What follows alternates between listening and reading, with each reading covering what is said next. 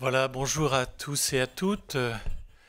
Bonjour à tous, vous qui êtes présents dans les salles du Centre Sèvres et vous qui nous suivez par vidéo. Je sais que vous êtes très nombreux à être inscrits pour cette conférence.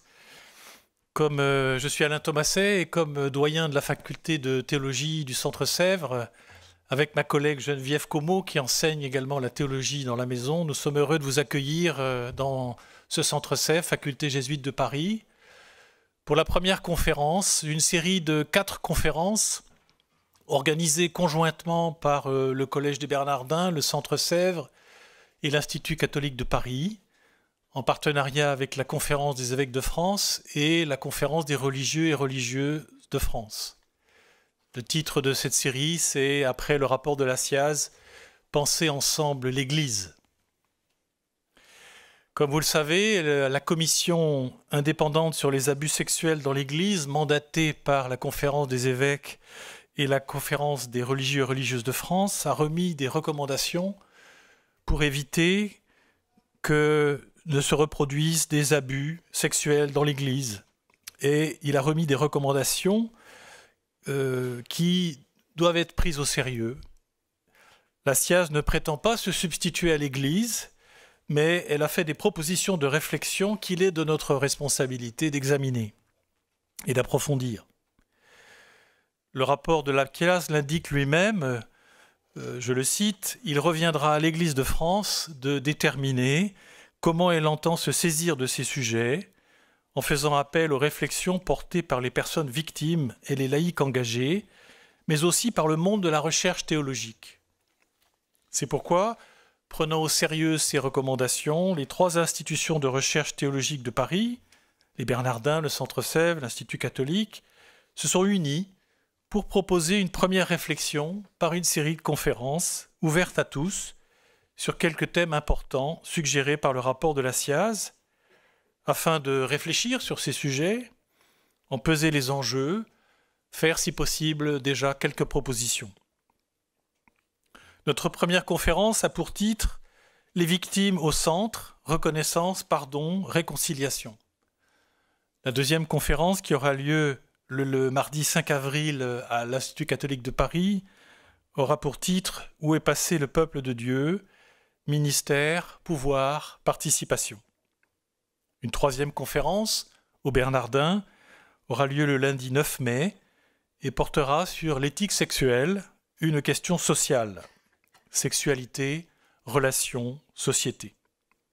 Enfin, une dernière conférence à la Conférence des évêques de France, le mardi 7 juin, donnera la parole au professeur Hans Zöllner, jésuite, membre de la commission pontificale pour la protection des mineurs et directeur de l'Institut d'anthropologie et de protection de l'enfance à l'Université grégorienne à Rome. Il nous donnera une image de la situation internationale et des mesures pour faire face à ce drame. Pour ce qui concerne notre thème de ce soir, mettre les victimes au centre, comme l'a déclaré plusieurs fois M. Jean-Marc Sauvé et comme l'on en fait l'expérience de nombreuses personnes, écouter les victimes d'abus nous a bouleversés, cela nous a changés.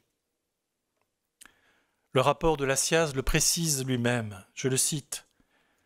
Ce sont ces personnes qui ont été à l'origine d'une prise de conscience décisive et salutaire sur la réalité des violences sexuelles dans l'Église. Il faut saluer le rôle déterminant et le courage qui a été le leur. Sans leur initiative, rien de ce qui a été engagé et mené à bien n'aurait pu voir le jour. Fin de citation. L'Église de France, dimanche dernier, a voulu faire mémoire de ces personnes en vivant une journée de prière pour les victimes de violences et d'agressions sexuelles et d'abus de pouvoir et de conscience au sein de l'Église. Mettre les victimes au centre dans l'Église, c'est d'abord entendre leurs souffrances et mettre en valeur leur savoir d'expérience, un savoir unique pour comprendre les abus et les combattre. De victimes, elles sont devenues témoins. Vouloir les mettre au centre, c'est tenter de leur fournir des moyens pour s'exprimer et avancer dans un processus de reconnaissance, de guérison et de réconciliation. C'est aussi reconnaître la responsabilité de l'Église dans les drames vécus et engager les changements nécessaires. Alors, la soirée éclairera cette visée par 3 approches. Une approche psychologique, une approche philosophique et une approche théologique. Comment amener ces personnes à la parole? Comment, pour les victimes, sortir de la culpabilité? Que signifie pour elles et pour l'Église entrer dans un processus de pardon et de réconciliation? Avant d'introduire et d'écouter nos intervenants, il nous a paru essentiel d'entendre quelques témoignages de victimes, d'écouter ce qu'elles disent de leur expérience. Ces témoignages sont tirés du recueil qui accompagne le rapport de la SIAZ. Et afin de nous préparer à écouter, ce qui pour certains d'entre nous peut être difficile à entendre, Lorraine Angenot, qui est à côté de moi, psychologue, nous propose une petite préparation sous forme d'un exercice de pacification intérieure. Donc je vous invite à l'écouter et je lui laisse tout de suite la parole. Merci.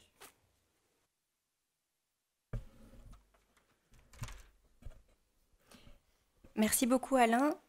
Est-ce que vous m'entendez bien? Oui. Alors je m'adresse à vous tous et toutes qui êtes venus en présentiel ce soir à Paris et puis aussi aux personnes qui sont en visio. Vous avez tout à fait la liberté d'essayer quelque chose d'original ou de ne pas essayer.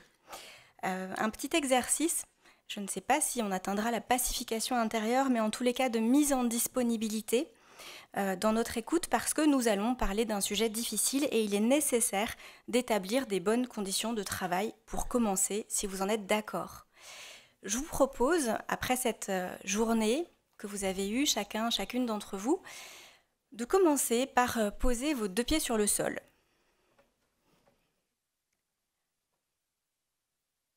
Vous êtes arrivé au Centre Sèvres en marchant sur vos 2 pieds probablement, ou si vous êtes chez vous, eh bien de simplement poser vos 2 pieds sur le sol, juste pour voir. Je vous propose ensuite de simplement prendre quelques secondes pour prendre conscience de l'environnement dans lequel vous êtes. Tous les éléments qui sont autour de vous, chez vous ou ici, pour bien vérifier, contrôler où vous êtes et comment ça se passe.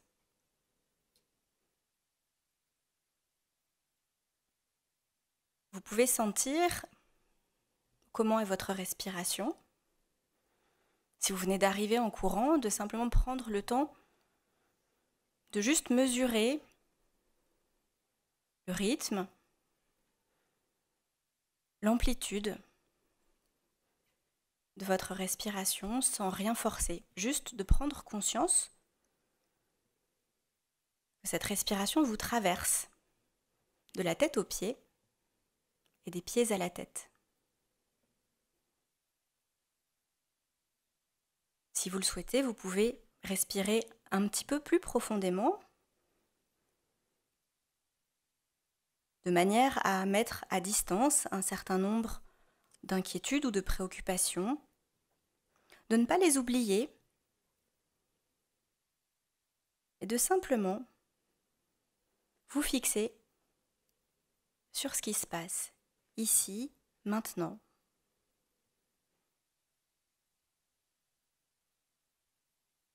Je vous propose de juste imaginer quel est le sol. Ça peut être du sable, ça peut être de l'herbe, tout autre sol qui vous conviendrait et dans lequel vos pieds préféreraient honnêtement être posés ce soir. Ça peut être un sol que vous connaissez déjà ou un sol que vous imaginez. En tout cas, un sol qui vous permet de sentir à quel point vous pouvez dans ce sol-là être ancré dans le sol.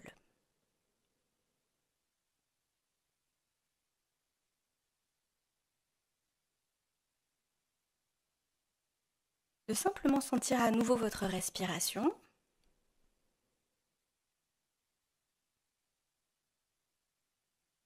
De Respirez profondément comme vous pouvez, sans rien forcer.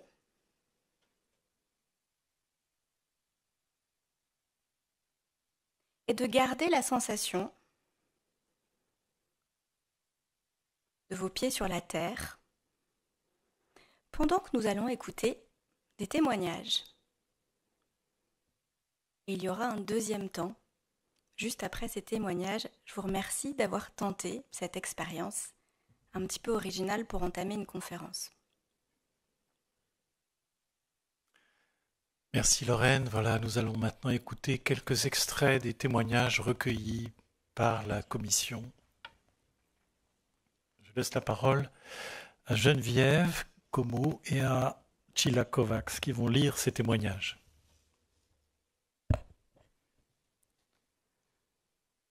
Je ne peux bien sûr pas imputer directement 100% de tous mes malheurs à ce curé, mais ces actes de pédocriminalité et le soutien après coup si peu manifeste de mes parents ont sabordé en moi la confiance et plus encore l'estime de moi.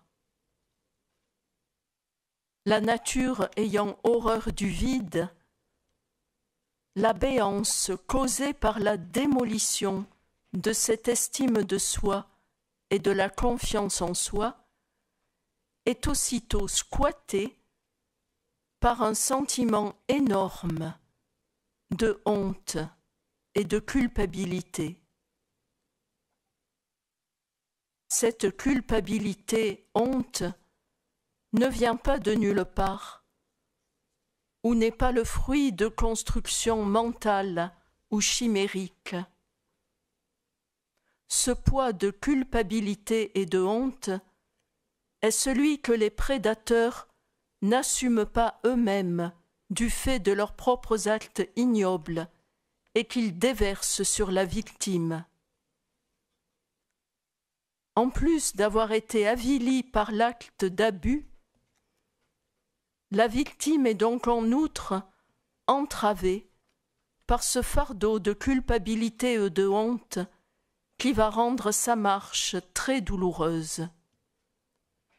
C'est donc un double trauma pour la victime qui est acculée à végéter, à survivre comme elle peut, comme un petit oiseau à qui on aurait coupé les ailes.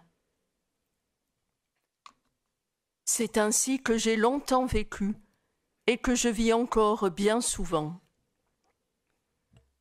Quant à cela s'ajoute le fait que vos parents, qui sont censés vous protéger parce que vous êtes une enfant et donc une personne fragile et vulnérable, vous laissent dans une sorte de flou, de silence, d'insécurité, par une non-affirmation de leur soutien indéfectible. Vous subissez sans doute un troisième trauma.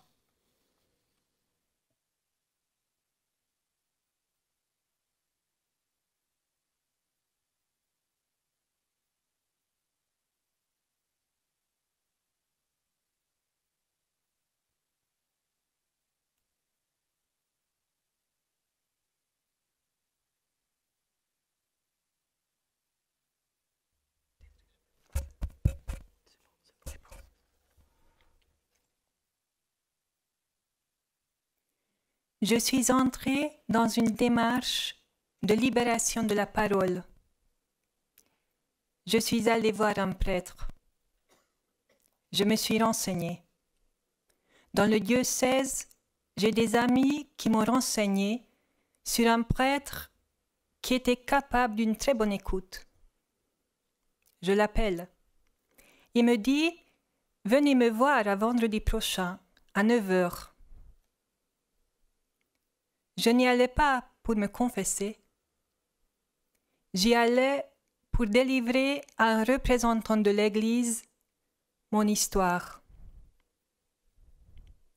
Je n'aurais jamais été en paix tant que je n'aurais pas fait ça. Donc, je m'adresse à l'institution qui héberge en son sein des prêtres fautifs et j'avais besoin de ça. Le prêtre me reçoit, il m'écoute pendant 1 minute 30 et il parle pendant 8 minutes 30 sur 10 minutes.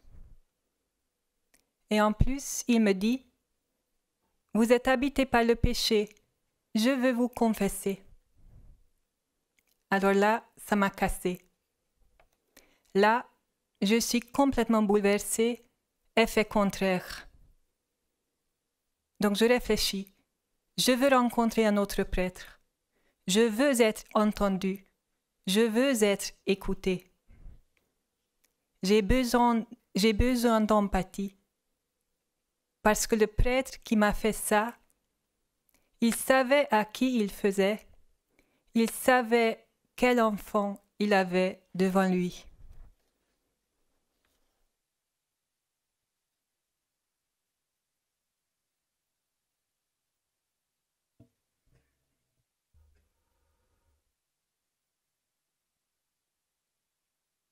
Ma famille, mes parents surtout, n'ont rien su. Jusqu'à un soir où à la radio, il a été fait mention d'un prêtre ayant abusé d'enfants.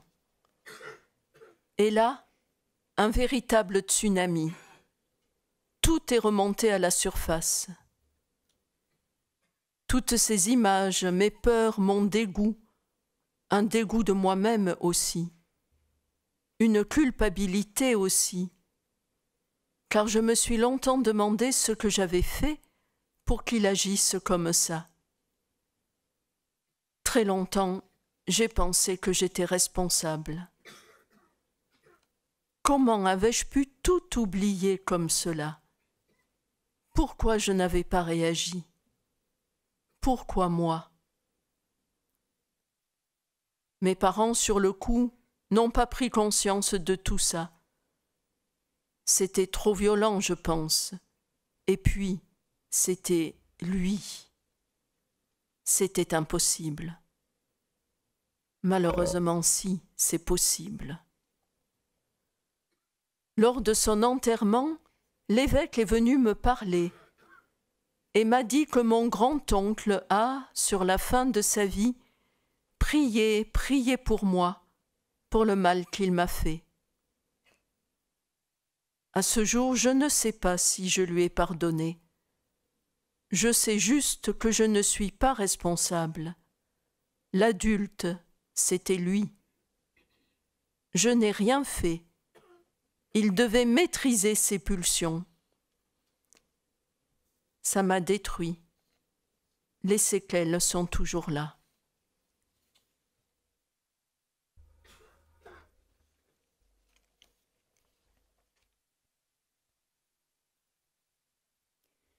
Ce genre de choses marque une vie entière.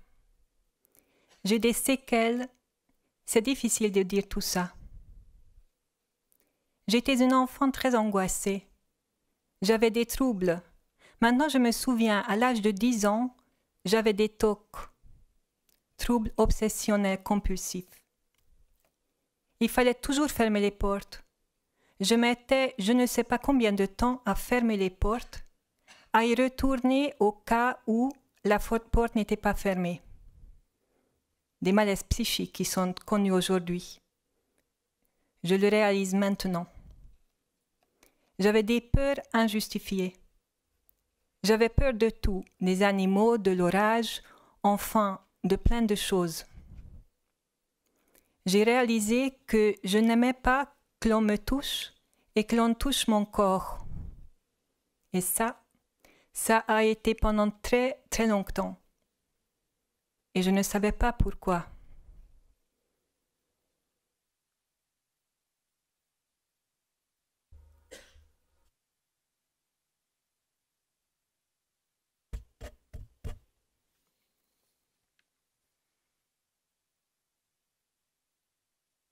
Et on est toujours dans cette culture du pardon à tout prix, alors que, je ne sais pas, quand on va se confesser, ce n'est même pas nous-mêmes qui donnons le pardon. il n'y a que le Christ qui peut pardonner. Donc là, il y a vraiment une anomalie de fonctionnement et puis de théologie. Je n'en sais rien, mais c'est redoutable le pardon dans l'Église. Il peut être redoutable.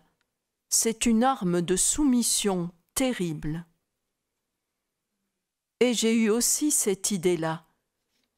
J'ai même écrit au provincial, je lui ai dit « Je souhaite pardonner ». Et puis maintenant je me dis « Mais quel con, je ne souhaite pas pardonner ». C'est à lui de souhaiter de me demander pardon. Ou alors.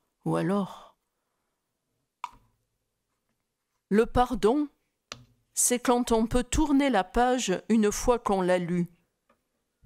Si on la tourne sans la lire, ça ne va pas. Vous voyez ce que je veux dire? C'est-à-dire qu'il faut une reconnaissance circonstanciée des faits. Il faut qu'on ait mis en place, pour que ça ne se reproduise pas, il faut des tas de choses.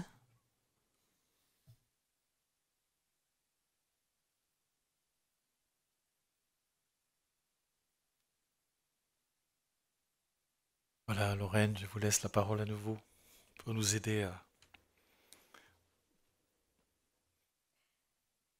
Alors, je vais vous proposer de réactiver nos ressources après avoir écouté ces témoignages qui sont très forts et très bouleversants. Simplement, de laisser venir à votre esprit une image qui, pour vous, et vous seul, est associée à du calme, à de la protection, peut-être même au plus de sécurité possible. Juste une image qui pour vous a du sens. Ça peut être un lieu souvent, ou une couleur. De juste prendre le temps de regarder cette image à l'intérieur de votre esprit et de sentir à nouveau, non, vous n'êtes pas en apnée, que vous respirez. Et de laisser revenir au moins 3 grandes respirations profondes si vous le souhaitez, uniquement si vous le souhaitez.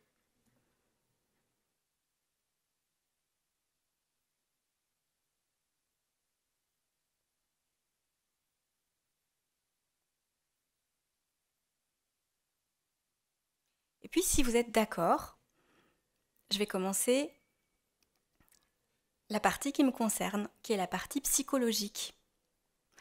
Peut-être en faisant le lien entre ce que nous venons de faire et justement la question des personnes traumatisées.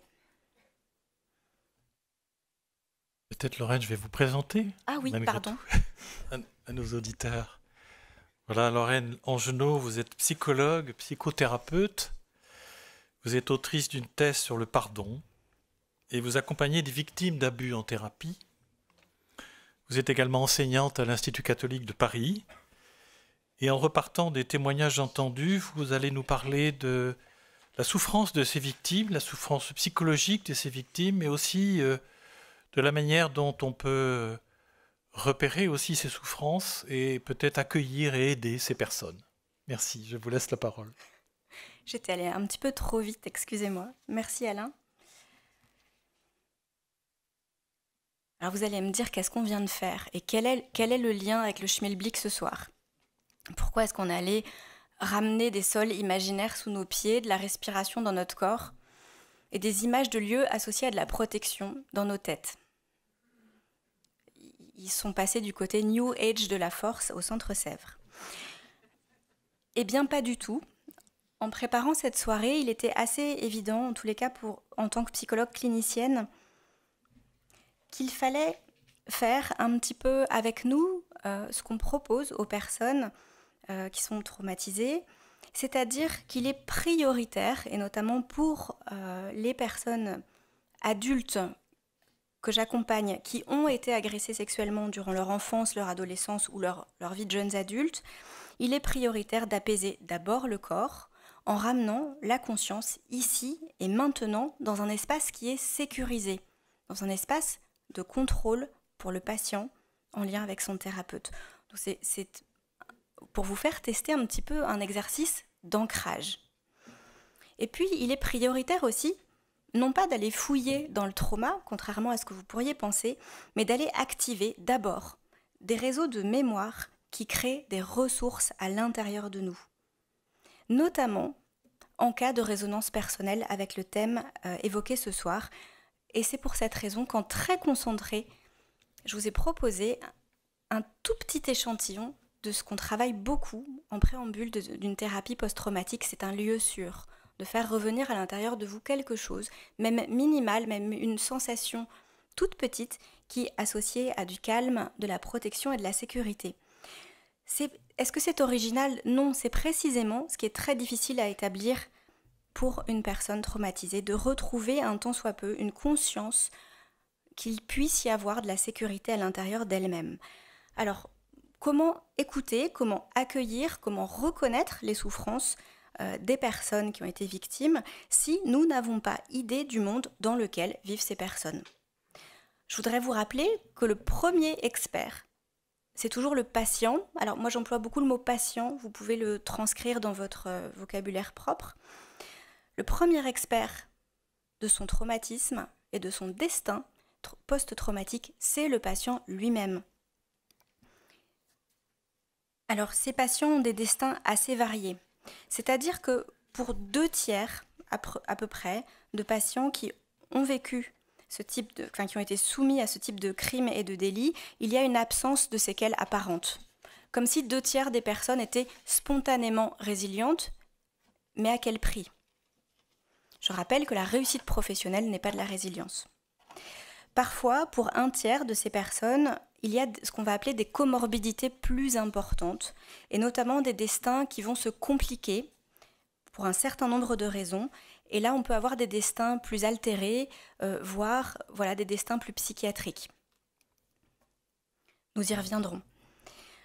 Le but de ce soir, le temps est très court, il y aurait beaucoup de choses à dire, mais c'est de poser quelques jalons sur 3 aspects. Le premier aspect, c'est vraiment un aspect diagnostique. Quelles sont les conséquences psychologiques de ces crimes? Deuxième aspect, c'est des jalons, poser ensemble des jalons thérapeutiques.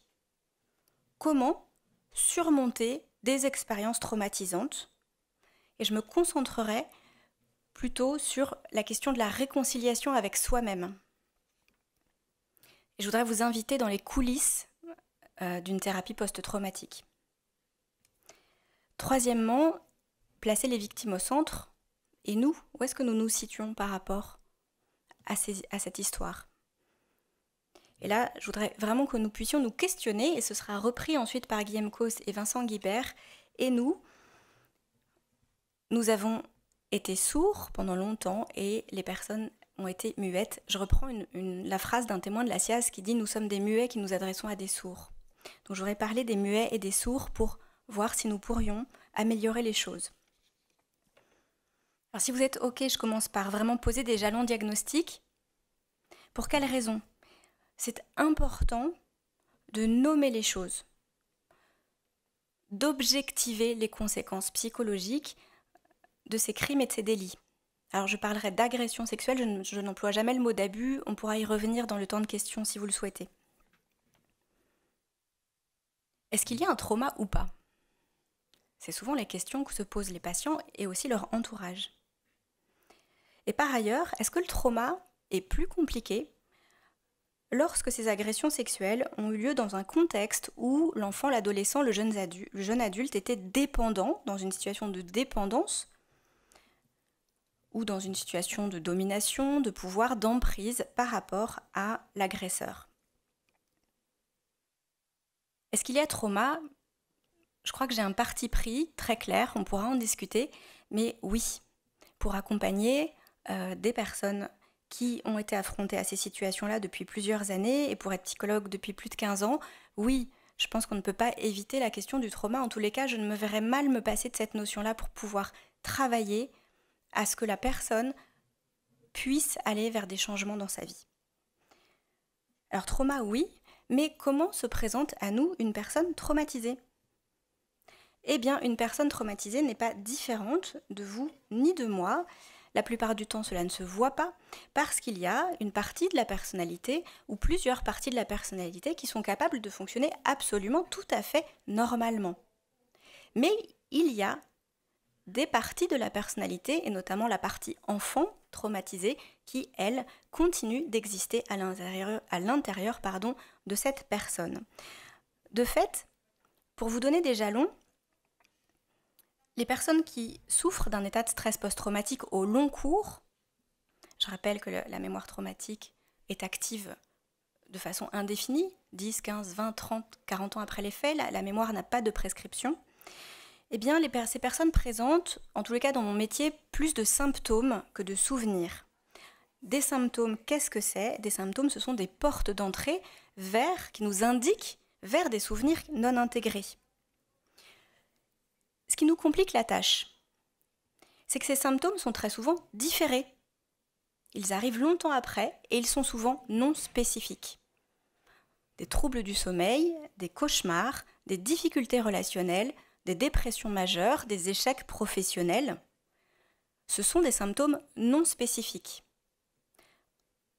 En revanche, certains symptômes, parmi cette immense liste de difficultés, vont être caractéristiques de ce qu'on appelle le traumatisme psychique. Et ces symptômes-là, ces signaux faibles, il faut effectivement absolument les diagnostiquer et les attraper dans justement nos diagnostics psychologiques.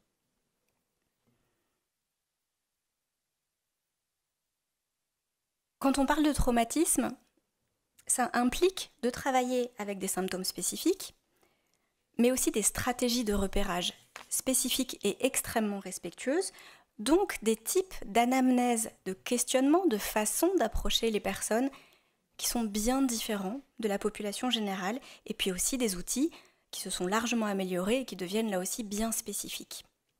Donc je voudrais vous poser des jalons sur tous ces outils. Alors je voudrais vous donner beaucoup d'espoir avant de plonger dans les symptômes, c'est que ces symptômes sont repérés, c'est-à-dire que lorsqu'ils sont nommés et diagnostiqués, il y a justement des perspectives de soins qui sont à mettre en regard de ces symptômes. Je reviens sur l'expérience de l'enfant victime d'agression sexuelle, quelle qu'elle soit, je suis obligée de généraliser. L'enfant, lorsque le ou les faits se produisent, évidemment, je dirais que c'est parce qu'en écoutant les patients, ce sont eux qui le décrivent, mais sont dans une forme d'état de choc, un état de stress aigu. Je rappelle que tout acte sexuel entre un adulte et un enfant est interdit, est à proscrire, c'est important de le rappeler. Et ça génère souvent des situations de confusion où l'enfant n'y comprend rien, parce qu'un geste affectueux peut devenir un viol. Nous sommes équipés dans notre cerveau d'un système d'alarme extrêmement performant pour répondre à ces situations de crise aiguë. Le cerveau se met en pilotage automatique et enclenche des réactions de survie, notamment deux réactions, fuir et lutter. En cas d'impuissance ou d'échec à fuir et à lutter, ça peut générer effectivement un sentiment pour l'enfant de peur sans solution. On entend bien qu'un enfant n'est pas en capacité de se défendre par rapport à un agresseur ou de lui dire non. Ça, c'est une absurdité de renvoyer à l'enfant qu'il aurait pu faire autrement. S'il y a une exposition durable, c'est-à-dire si des faits se réitèrent de façon durable, répétée, chronique et précoce à une violence sexuelle, eh bien pour ne pas se rendre compte de l'horreur de ce qui est en train d'arriver, eh bien, le cerveau a beaucoup de stratégies. Le cerveau, le corps et le système nerveux central vont basculer en mode sidération, figement et anesthésie. Donc il y a des zones d'expérience qui sont complètement figées et comme anesthésiées, notamment quand l'enfant ne peut pas appeler à l'aide ou quand l'enfant va fermer les portes de son ressenti et de ses sensations et sous-activer toutes ses perceptions corporelles. C'est-à-dire qu'à ce moment-là, les patients décrivent la sensation de ne plus être dans leur corps, par exemple. Ce sont des réactions de survie qui sont abondamment documenté dans la littérature scientifique internationale. Alors à l'âge adulte, ça peut donner des symptômes diffus, justement, de douleurs physiques ou psychologiques, pas bien étiquetées. Je précise aussi que ces violences sexuelles réitérées dans l'enfance favorisent le développement des maladies auto-immunes à l'âge adulte. Et puis, on a des patients qui se présentent, soit ils ne sentent rien, ils vivent dans un corps qui n'a pas mal, parce que en réalité le corps n'est pas habité, il y a un détachement par rapport au corps, soit, mais ce qui amène à se sentir moins vivant, parce que la vie est moins plaisante quand on ne sent pas sensoriellement son corps, soit à l'inverse, il y a une hypersensibilité, une suractivation avec des réactions d'angoisse qui peuvent être absolument massives et d'ailleurs que l'entourage ne comprend souvent pas trop, entre des crises de rage et de désespoir sur des déclencheurs qui paraissent parfois mineurs ou incompréhensibles à l'entourage. Alors 2 choses à retenir, c'est qu'effectivement, pour beaucoup de personnes, le souvenir des agressions n'est pas disponible, soit totalement, soit partiellement. Je voudrais vous mettre en garde sur le fait que, comme le souvenir traumatique est soit en absence, soit en excès, soit la personne évite, grâce à la dissociation, enfin grâce à des formes d'amnésie, de se confronter à ce qui l'a fait souffrir. C'est pas un évitement conscient, hein. Soit la personne, au contraire, est envahie, notamment au niveau émotionnel et sensoriel de flashback, par exemple, eh bien, le souvenir n'est pas très disponible. Je voudrais passer pour vous donner encore quelques points de repère. Ce que j'avance est confirmé par l'imagerie cérébrale. Depuis les années 90, on a des imageries cérébrales, notamment de cerveaux d'enfants qui ont subi des agressions sexuelles dans leur enfance. Et objectivement, sur les images, on aperçoit qu'il y a des altérations des zones du cerveau en lien avec ces événements. Ces altérations sont différentes, elles partagent des points communs avec les situations de maltraitance et de négligence, mais il y a des vraies altérations, notamment sur la connectivité cérébrale, la capacité du cerveau à connecter les aires cérébrales, et puis dans l'amygdale. L'amygdale, ce n'est pas celle que vous avez au fond de la gorge, c'est celle que vous avez au fond du cerveau. Et c'est l'amygdale qui vient activer des sentiments de terreur très intenses. La particularité des enfants agressés sexuellement, c'est que le cortex visuel est aussi atteint. Pourquoi vous donner ces indications scientifiques? C'est parce qu'effectivement, paradoxalement, ça rassure la plupart des patients de savoir qu'ils ont réellement des cicatrices cérébrales de ce qui s'est passé, même s'ils n'ont pas forcément des souvenirs complets. Pour passer un petit peu rapidement, qu'est-ce qui va aggraver ou pas un trauma de ce type reçu dans l'enfance? Alors le traumatisme, c'est vraiment le fruit d'un contexte, d'un concours de circonstances. Certaines réactions vont aggraver l'état de la personne, alors notamment pour les enfants, quand l'enfant, par exemple, reçoit l'obligation de se taire.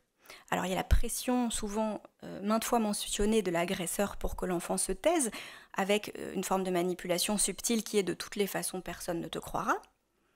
Il y a parfois la pression familiale de ne pas parler ou de ne pas parler de ces choses-là. Et puis il y a aussi un énorme tabou social autour de la possibilité que l'enfant soit victime. Et puis c'est surajouté dans le cadre de l'Église catholique une pression parfois religieuse pour faire appel au système de valeurs et de croyances de l'enfant ou de la famille pour maintenir effectivement le silence. Ce qui va être protecteur à l'inverse, c'est justement ce qui valide l'expérience de l'enfant et le fait que cette expérience est absolument anormale et interdite, c'est interdite au sens où l'agresseur peut aller en prison, eh bien c'est de grandir dans un événement favorable où l'enfant, s'il en parle ou quand il en parle, va être cru et entendu. Je vous rappelle que les enfants parlent très peu. Pour quelle raison? Eh bien parce que l'enfant est très loyal. Un enfant protège sa famille, protège ses parents. L'enfant peut aussi ressentir une forme de loyauté très paradoxale à l'agresseur. Pour quelle raison? Parce que pour survivre, l'enfant doit en quelque sorte pactiser avec l'agresseur pour survivre. Et parfois ça devient un peu comme un syndrome de Stockholm où on ne doit pas trahir l'agresseur. Parfois il y a aussi des relations d'attachement entre le bourreau et la victime. Donc toutes ces réalités-là sont délicates et complexes. Alors, loyauté aussi face à une foi, un système de valeurs, et parfois un système de croyances qui va compliquer la tâche, notamment si les auteurs de crimes sexuels sont perçus comme sacrés et intouchables. Alors les conséquences de ces diagnostics, c'est très souvent quand on nomme les choses, d'abord d'apporter un immense soulagement à la personne, et puis il est nécessaire, je le précise, de donner beaucoup d'explications sur ce qu'est le traumatisme, ce que sont les conséquences du traumatisme, comment effectivement certains symptômes sont totalement spécifiques au stress post-traumatique ou à l'état de stress post-traumatique. Je vais en citer 3. C'est notamment les reviviscences intrusives, donc c'est que la personne ne peut pas, est perturbée en fait par des souvenirs, des pensées, des images qui sont en relation avec l'épisode ou les épisodes traumatisants. Et puis, je vais aller un peu plus vite, l'activation du corps, quand le corps manifeste beaucoup de panique ou d'engourdissement, et puis les changements de l'humeur et des cognitions. Petit mot pour dire que quand nous disons « il faut que les victimes parlent », en fait c'est absolument contre-intuitif quand on connaît la réalité du vécu des expériences traumatisantes pour un enfant, un adolescent ou un jeune adulte. Et puis ça soumet aussi les personnes à une injonction paradoxale, c'est-à-dire avant on disait il faut se taire et maintenant on dit il faut parler, c'est pas si simple à intégrer. Il n'y a pas un seul état de stress post-traumatique, il y en a autant que le nombre de personnes, chaque personne a sa réalité.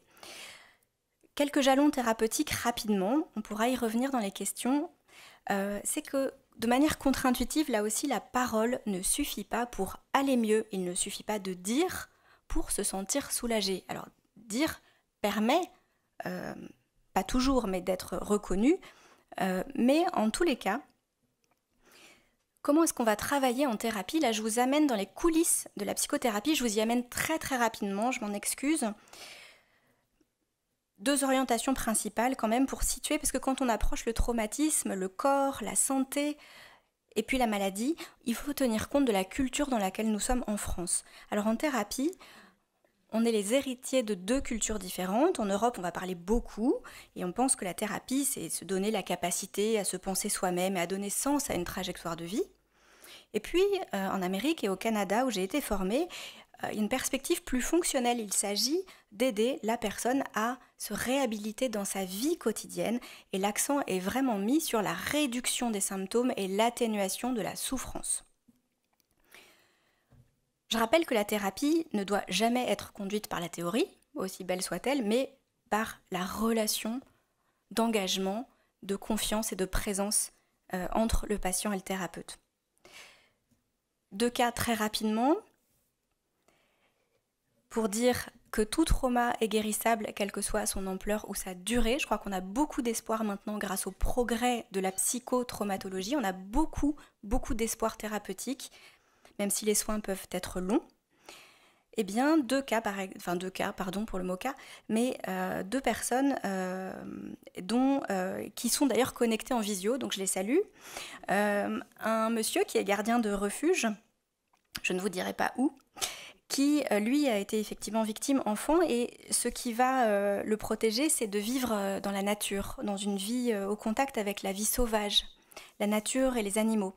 C'est un monsieur qui est dans l'hyperprotection par rapport aux autres êtres humains, il est dans l'hypervigilance, et il veut de la solitude. En revanche, nous avons commencé à travailler en visio, forcément, parce qu'il perdait le sommeil, et qu'il avait des flashs qui lui venaient d'on ne savait pas où, il ne savait pas si c'était autobiographique ou pas ces flashs, et il a eu beaucoup de flashs avant de pouvoir comprendre qu'en fait ces flashs allaient constituer un souvenir, et que oui, c'était un souvenir qui faisait partie de sa biographie. Travailler en visio, donc on a exactement adapté toutes les méthodes thérapeutiques pour qu'il puisse être dans son refuge et recevoir des soins en psychothérapie. Merci les confinements. Un autre cas, une jeune fille qui, elle, à l'inverse, a eu une réaction en thérapie où une jeune femme qui avait été dans une relation d'emprise et d'attouchement avec un prêtre et qui, elle, cherchait constamment à se remettre sous emprise, à se mettre en danger dans sa propre vie, et elle me demandait constamment comment vivre, qui elle devait aimer, si elle devait porter une chaussette bleue ou une chaussette rouge ou une chaussette jaune, et je devais choisir à sa place. Et bien entendu, je refusais de choisir quel type de couleur de chaussette elle allait porter. Pour quelle raison ? Parce que, évidemment, il n'est pas possible de rejouer en thérapie l'emprise que la personne a connue en dehors du cadre thérapeutique. Le point commun entre ces deux personnes, donc une qui cherchait l'hyper-proximité pour vraiment se dissoudre dans la dépendance à l'autre, et cet autre, ce gardien, qui lui se gardait lui-même en étant loin de tout autre être humain, eh bien, c'est que ces deux personnes se sentaient coupables de manière imaginaire d'avoir participé aux actes subis, et ça atteignait fortement leur estime d'eux-mêmes.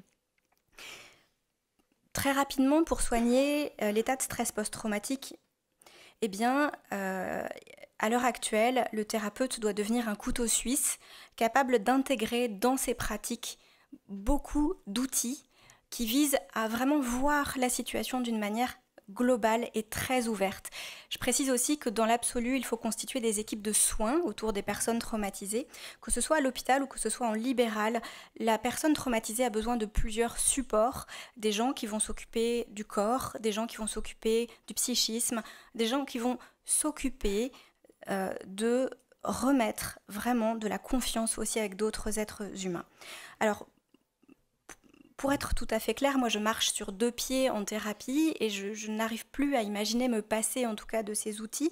C'est d'un côté l'hypnothérapie pour stabiliser les personnes, réguler l'humeur, renforcer le soi du patient. Et puis de l'autre côté, le MDR, donc c'est des thérapies, le MDR est une thérapie d'origine américaine qui vise à justement réactiver des connexions cérébrale grâce à des mouvements, des stimulations bilatérales alternées, droite-gauche, que ce soit par les yeux ou par des tapotements sur le corps. Les étapes communes en thérapie, c'est le prêt-à-porter. Le prêt-à-porter, c'est qu'il y a 3 phases en thérapie post-traumatique. La première, une phase de stabilisation, de régulation de la vie quotidienne, de régulation des émotions. Le patient, on s'entend avec le patient sur quoi on va travailler et le patient d'abord développe ses propres outils pour vivre une vie quotidienne où il peut repérer des déclencheurs, c'est-à-dire des éléments qui vont générer beaucoup de stress et développe toute une série d'outils. Donc parmi ces outils, on a la cohérence cardiaque, on a effectivement tout ce qui va être mindfulness ou prière, oraison s'il le faut, tous ces outils qui vont réguler et stabiliser d'abord et soulager d'abord la sphère émotionnelle. La phase de stabilisation, elle peut prendre des mois et des années. Ceci étant, si on travaille efficacement, ça ne prend pas des années parce qu'on aborde la phase 2, qui est la phase du traitement à proprement parler, où là on est plutôt dans de la haute couture, où chaque personne va choisir ce qu'elle souhaite désensibiliser, c'est-à-dire les souvenirs traumatisants partiels ou intégraux desquels elle souhaite se débarrasser. C'est-à-dire, je sais ce qui s'est passé, mais je peux y repenser sans que ça me perturbe. Ok ? Il ne s'agit pas d'oublier ou d'archiver quelque chose qui n'aurait jamais dû se produire. Il s'agit, je peux maintenant penser à cette situation sans que cela me perturbe. Et puis la 3e phase, c'est effectivement d'intégrer ces expériences traumatisantes au destin, à l'expérience plus largement, et de soutenir l'existence et la croissance post-traumatique de la personne. Tout petit exemple, les patients disent « Je sais que ça n'était pas de ma faute, mais je ne le ressens pas. Je ne le ressens pas comme vrai. Je ne ressens pas dans mon corps que ce n'était pas de ma faute. » Eh bien ça, c'est typiquement une cible de travail post-traumatique où on va vraiment travailler avec le corps et avec des stimulations bilatérales alternées pour que le cerveau intègre. Alors je dois conclure pour dire que la fin de thérapie ressemble à... il est possible de fabriquer un récit partageable du traumatisme. Il est important de prévenir la répétition. Je rappelle que des études faites en prison sur des pédocriminels montrent que la plupart d'entre eux ont eux-mêmes été victimes d'actes pédocriminels dans leur enfance. Donc traiter permet de prévenir. Et puis il est important de soutenir une croissance post-traumatique au sens où ces personnes sont des héros de la survie. Et nous devons les admirer parce qu'il y a aussi à vivre et à accepter, ou en tout cas à intégrer un certain nombre de limitations dans le quotidien, des limitations physiques, des limitations psychologiques et des limitations relationnelles qui sont spécifiques au trauma. Pour autant, ces héros de la survie sont des gens tout à fait exceptionnels. Je tiens vraiment à les saluer parce qu'ils ont trouvé des ressources pour être en vie et pour survivre qui excèdent l'imagination. Alors, et nous, pourquoi parler quand on est resté muet pour une personne qui a subi ? Eh bien, je ne suis pas à la place des personnes qui se posent la question de parler, de ne pas parler. Ce qui est certain, c'est que depuis le rapport de la SIAZ, il y a beaucoup de demandes en psychothérapie, beaucoup de patients qui se découvrent eux-mêmes ayant été victimes. Et il y a des moyens modernes d'être soulagés de la souffrance émotionnelle, sensorielle, corporelle, psychologique et relationnelle liée au traumatisme. Un chemin de réparation et de guérison est tout à fait possible. Pour les sourds que nous sommes, je voudrais préciser l'importance de la formation parce que nous avons tous, face au traumatisme vécu par l'autre, des stratégies d'occultation massives. Et moi, la première, je pense que les premiers patients traumatisés que j'ai rencontrés il y a 15 ans, je ne comprenais rien, je ne voyais rien. Et les méthodes thérapeutiques dont je vous parle ne sont à l'heure actuelle pas encore enseignées à l'université. C'est-à-dire qu'un psychologue qui sort de l'université ne pratique pas, ou en tout cas a entendu parler peut-être, mais ne pratique pas ces méthodes. Il faut se former plus. Pour les personnes qui vivent avec des personnes qui ont été traumatisées ou qui sont encore traumatisées, pour les aider au quotidien, des toutes petites pistes concrètes, il est important de respecter le rythme de la personne. Il est important que les personnes qui ont subi des traumas fassent les choses à leur manière et à leur rythme, même si ça n'est pas le vôtre ni celui du monde commun. Il est important de respecter le rapport à l'autorité des personnes qui ont été traumatisées, notamment dans l'enfance, parce que le rapport à l'autorité peut être bien entendu complexe lorsqu'il y a eu des expériences de contrainte enfant. Et puis, il faut aussi encourager la personne à prendre soin de son corps, même avant de prendre soin de son psychisme, c'est-à-dire respecter ses besoins physiologiques, dormir, manger, se détendre, savoir comment apprendre à avoir des moments de pause. C'est là où l'hypnose est très intéressante. Et puis, s'il y a des déclencheurs, eh bien, de permettre à l'entourage de savoir là aussi comment intervenir, comment gérer en cas de déclencheur où les gens vont être soudainement extrêmement mal dissociés, parfois dépersonnalisés, déréalisés. Comment on fait pour ramener quelqu'un qui se déréalise ? Voilà, donc bien entendu, on peut aller beaucoup plus loin, mais je ne voudrais pas prendre du temps de mes collègues. Merci beaucoup, Lorraine.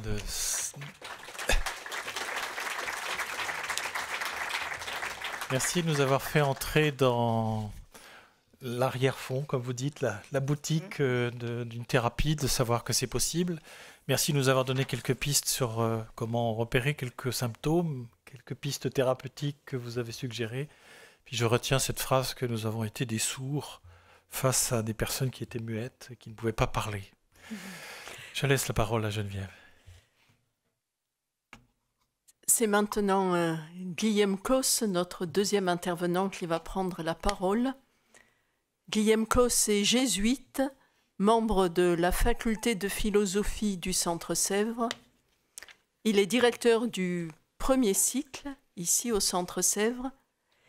Et il se trouve aussi qu'avec Lorraine Angenot, qui vient de parler, il anime un séminaire de recherche pluridisciplinaire sur le pardon. Guillaume va nous parler de l'évolution de la question du pardon en philosophie, et oui, ça peut être un objet philosophique, en rapport avec les victimes de traumatisme, et il va nous présenter aussi les pistes ouvertes par la justice restaurative. Guillaume, tu as la parole. Merci Geneviève. L'un des enseignements de la SIAZ qu'Alain a rappelé tout à l'heure, c'est que les victimes de crimes et d'abus sexuels dans l'Église doivent être mises au centre parce qu'elles seules peuvent dire ce qu'elles ont subi, ce qu'elles vivent encore, et nous indiquer les transformations, y compris structurelles, qui sont à mettre en œuvre. Mais ce geste salutaire, qui peut paraître évident aujourd'hui, de mettre les victimes au centre, représente une révolution. Et pas seulement pour l'Église, une révolution pour notre société. Et pour le comprendre, je vous propose de faire un bref retour historique sur la place des victimes dans nos sociétés européennes depuis les années 50. Et cette évolution est notamment liée, vous verrez, à l'émergence de la question du pardon et va trouver une forme pratique dans l'émergence de la justice restaurative. La question du pardon s'impose dans le débat public après la Deuxième Guerre mondiale. Auparavant, cette question était considérée comme une question uniquement religieuse et qui regardait surtout le pécheur, la conscience du pécheur devant Dieu.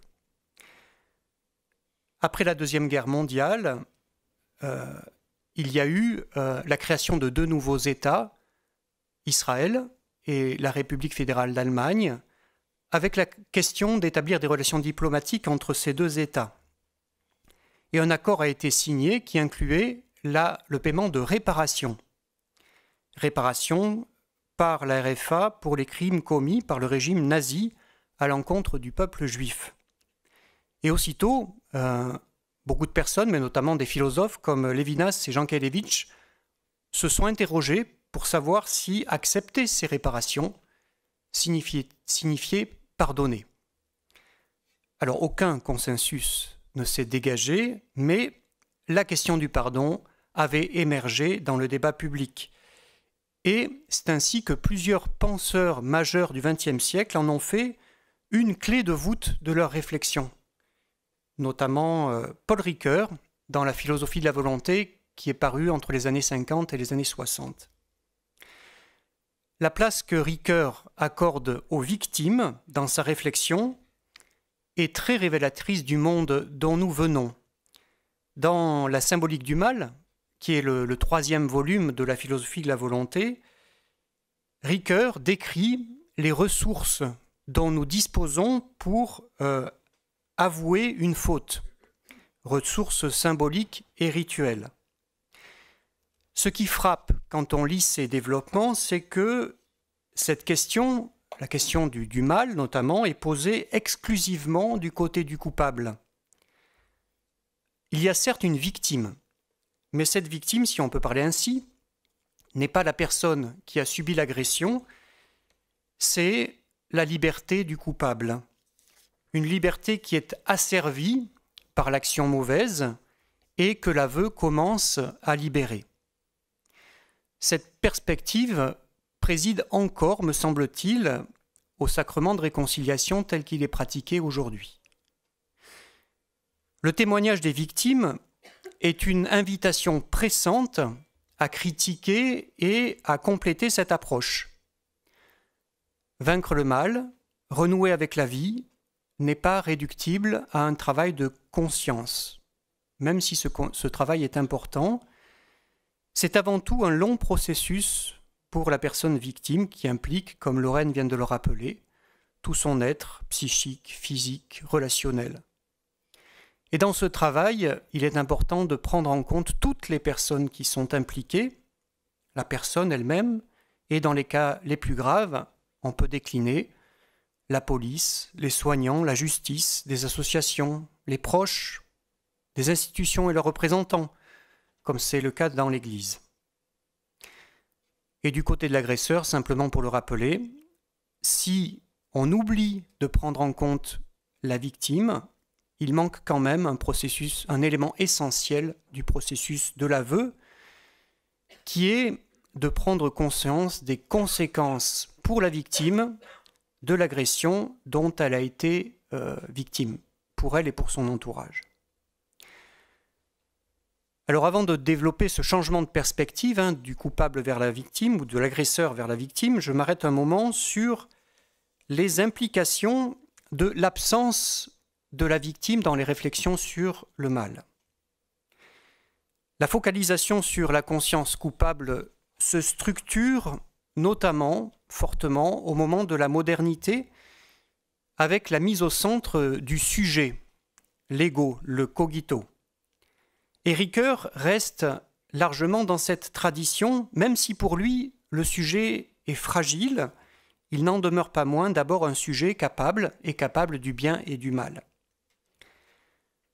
Le mal est réfléchi au prisme de celui qui le commet et qui doit reconnaître sa culpabilité, sa responsabilité, pas du côté de celui qui le subit.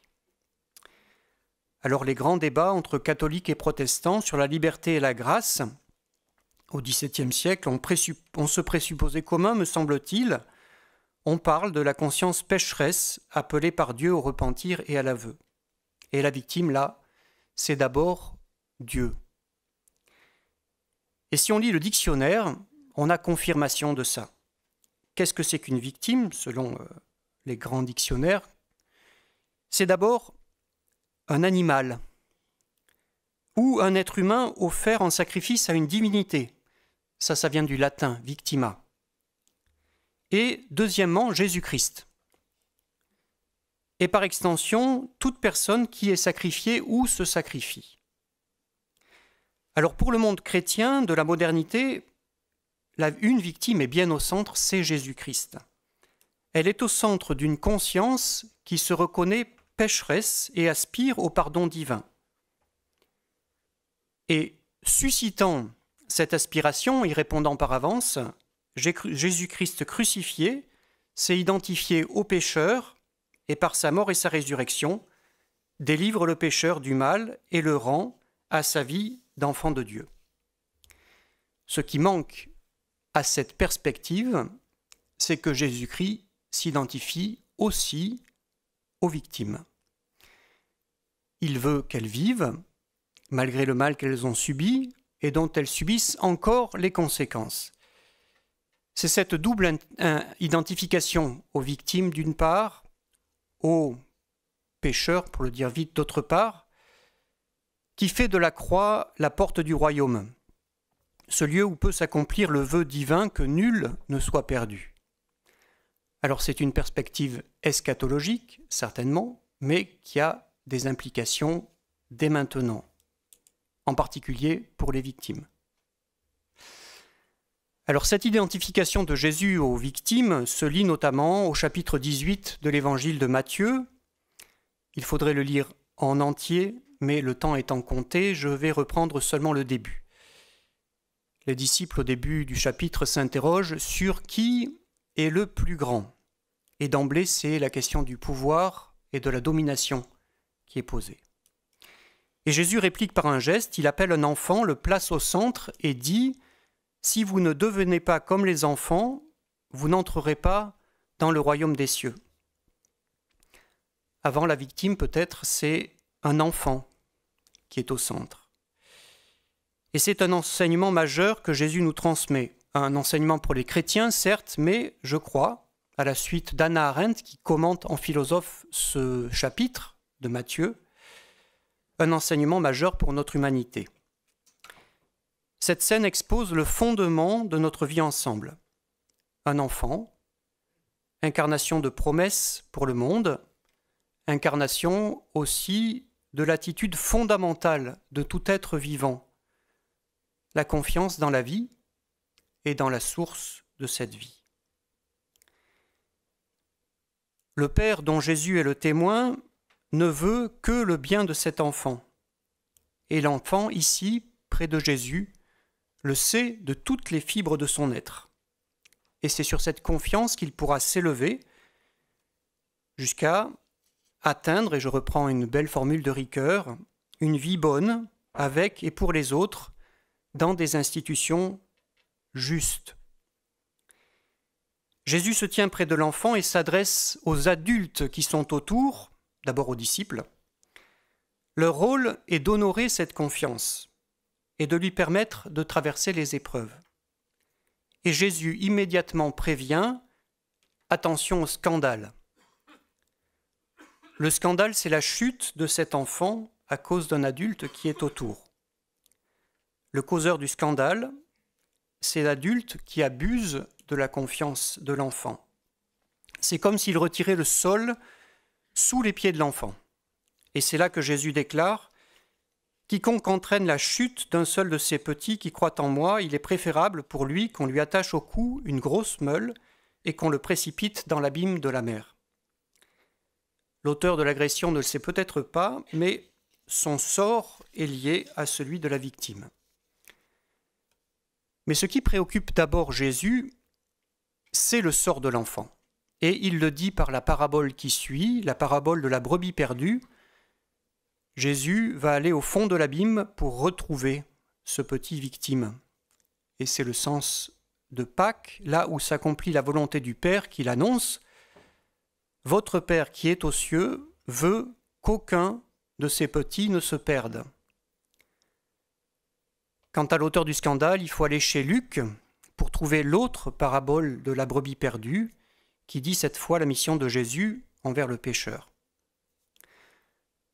Mettre l'enfant au centre nous fait comprendre à la fois la catastrophe qu'est le scandale d'un enfant victime et aussi le fait que c'est cette catastrophe qui déclenche l'ensemble du plan divin. Comment alors ne pas vouloir y contribuer ?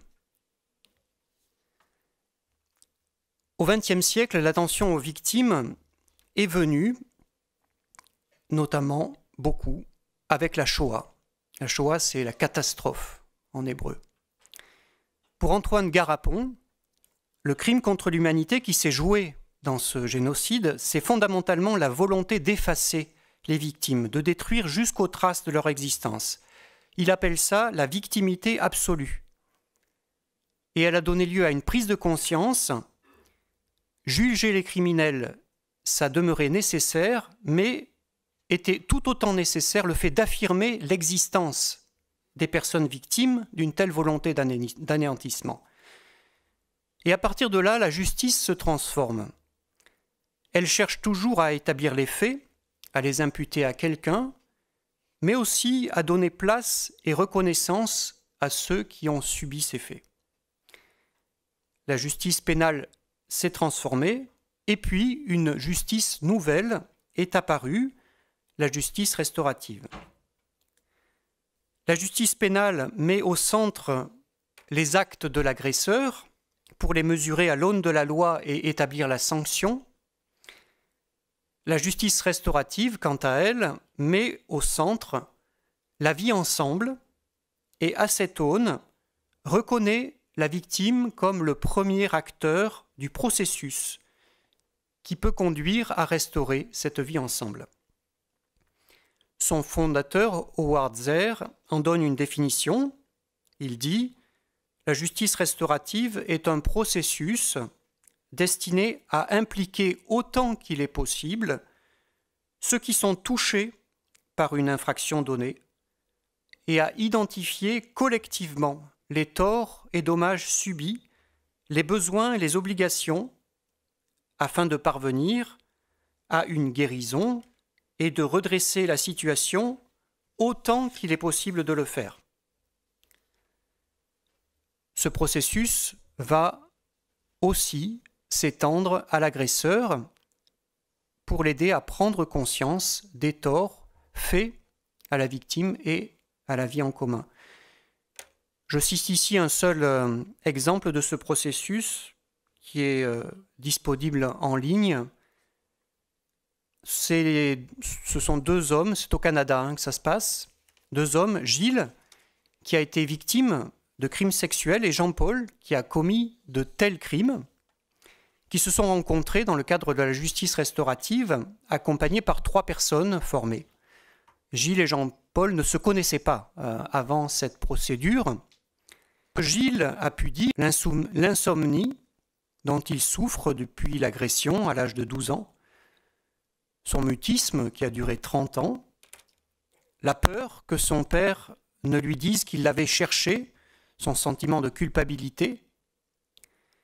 Et face à cet agresseur-là, il a pu dire sa colère, reconnaître aussi qu'il n'y était pour rien.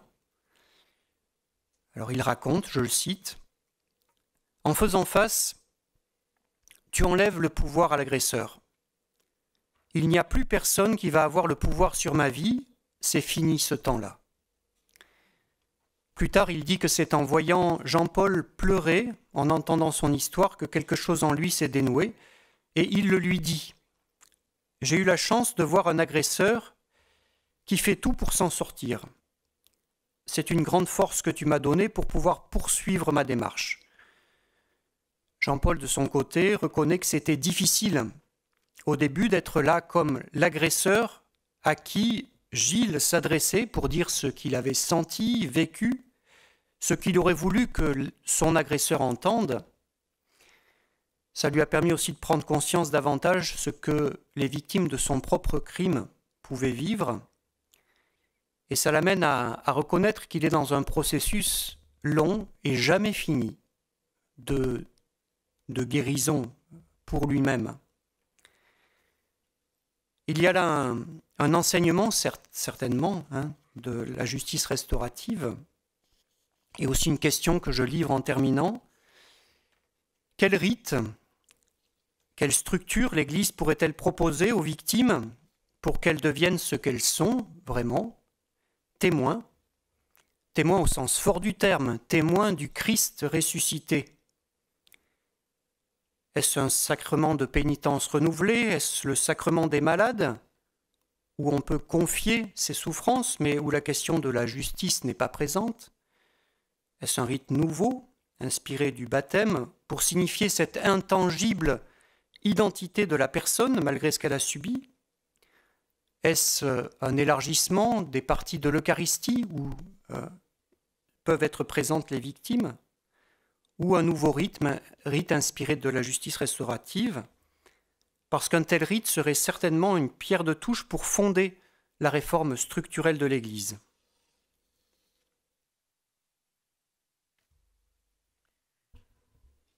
Merci beaucoup, Guillaume, pour ton exposé très clair.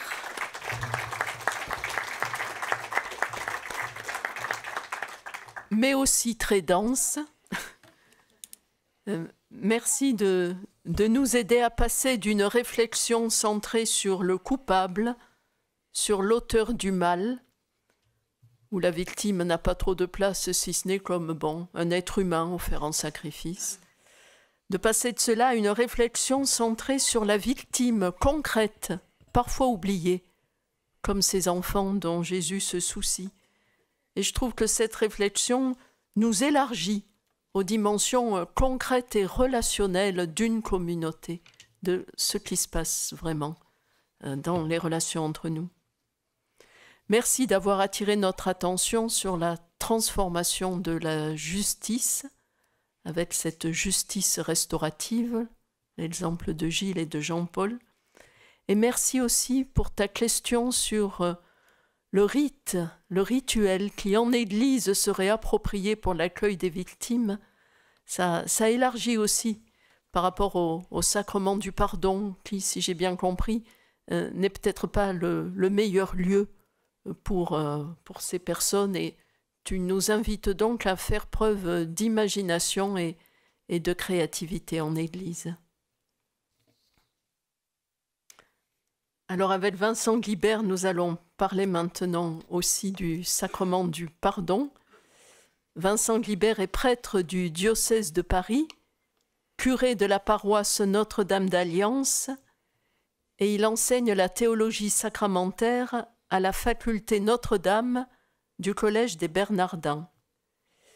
Il va nous parler de la manière dont l'Église peut accueillir les victimes, notamment dans ce sacrement du pardon, et puis de la manière dont l'Église, traversée par cette parole des victimes, pourrait faire pénitence et ainsi ouvrir un chemin de réconciliation. Je lui laisse la parole. Merci beaucoup, Geneviève.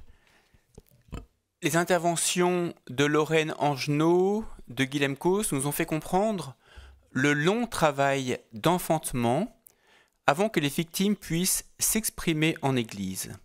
Et avec vous, ce soir, je voudrais réfléchir à travers 4 points. Tout d'abord, l'importance de l'écoute et de l'accueil en Église. Effectivement, une Église traversée par la parole des victimes. Ensuite, une Église qui fait pénitence. Et puis ensuite, pour finir, conclure avec une question, une parole libérée pour quel chemin de réconciliation. Commençons donc par l'importance d'une écoute et d'un accueil authentique. Le deuxième témoignage entendu tout à l'heure nous a montré l'importance pour certaines victimes d'aller voir un prêtre dans leur démarche de libération de la parole. L'enjeu vital est d'oser délivrer son histoire à un représentant de l'Église. Malheureusement, que de maladresse cette victime entendue dans le premier témoignage a dû encore subir à travers cette parole « Vous êtes habité par le péché, je veux vous confesser ». Sans écouter en profondeur la souffrance de cette personne, le prêtre l'humilie en parlant de son péché. Il n'est pas rare qu'un confesseur accueille une victime en confession. C'est toujours un moment bouleversant. Le prêtre doit surtout dire à la victime que non, il n'y a pas de péché de sa part. Il doit la dégager de sa honte et de sa culpabilité. Il ne doit surtout pas laisser croire qu'il y a consentement du côté de la victime et lui expliquer donc que ce n'est pas sa faute, qu'elle n'est pas responsable de ce péché. Cette attitude est fondamentale car nous l'avons entendu dans le premier témoignage, que je cite, « En plus d'avoir été avilie par l'acte d'abus, la victime est en outre entravée par ce fardeau de culpabilité et de honte qui va rendre sa marche très douloureuse. » Et donc avec finesse et bienveillance, le confesseur doit clore explicitement le sacrement du pardon et inviter la victime à s'exprimer en dehors du lien de la confession afin que le prêtre qui reçoit soit en mesure de prendre ensuite toutes les mesures juridiques nécessaires. Bien évidemment, cette première rencontre peut aussi se vivre dans un autre cadre. Accueil paroissial, groupe d'échange autour du rapport Sauvé, discussion dans le cadre du synode de l'Église. En tout cas, cette personne qui ose s'exprimer devant l'Église après tant d'années souhaite à la fois être entendue et attend une parole. La difficulté, évidemment, pour la personne qui reçoit, c'est d'avoir une parole, parce qu'il est d'abord abasourdi par ses crimes, par tout ce qu'il entend. Et il me semble que la première parole qu'on puisse offrir, en fait, c'est d'ouvrir la Bible et de comprendre que la parole de Dieu nous soutient toujours dans l'existence, que cette parole est témoin d'une présence agissante du Seigneur qui nous relève dans la foi. Il s'agit donc d'écouter ce cri, en particulier du Premier Testament, ce cri devant l'injustice, une parole qui met au centre Jésus-Christ, victime offerte pour nos péchés, et non seulement pour les nôtres, mais encore pour ceux du monde entier, comme dit la première lettre de Saint Jean.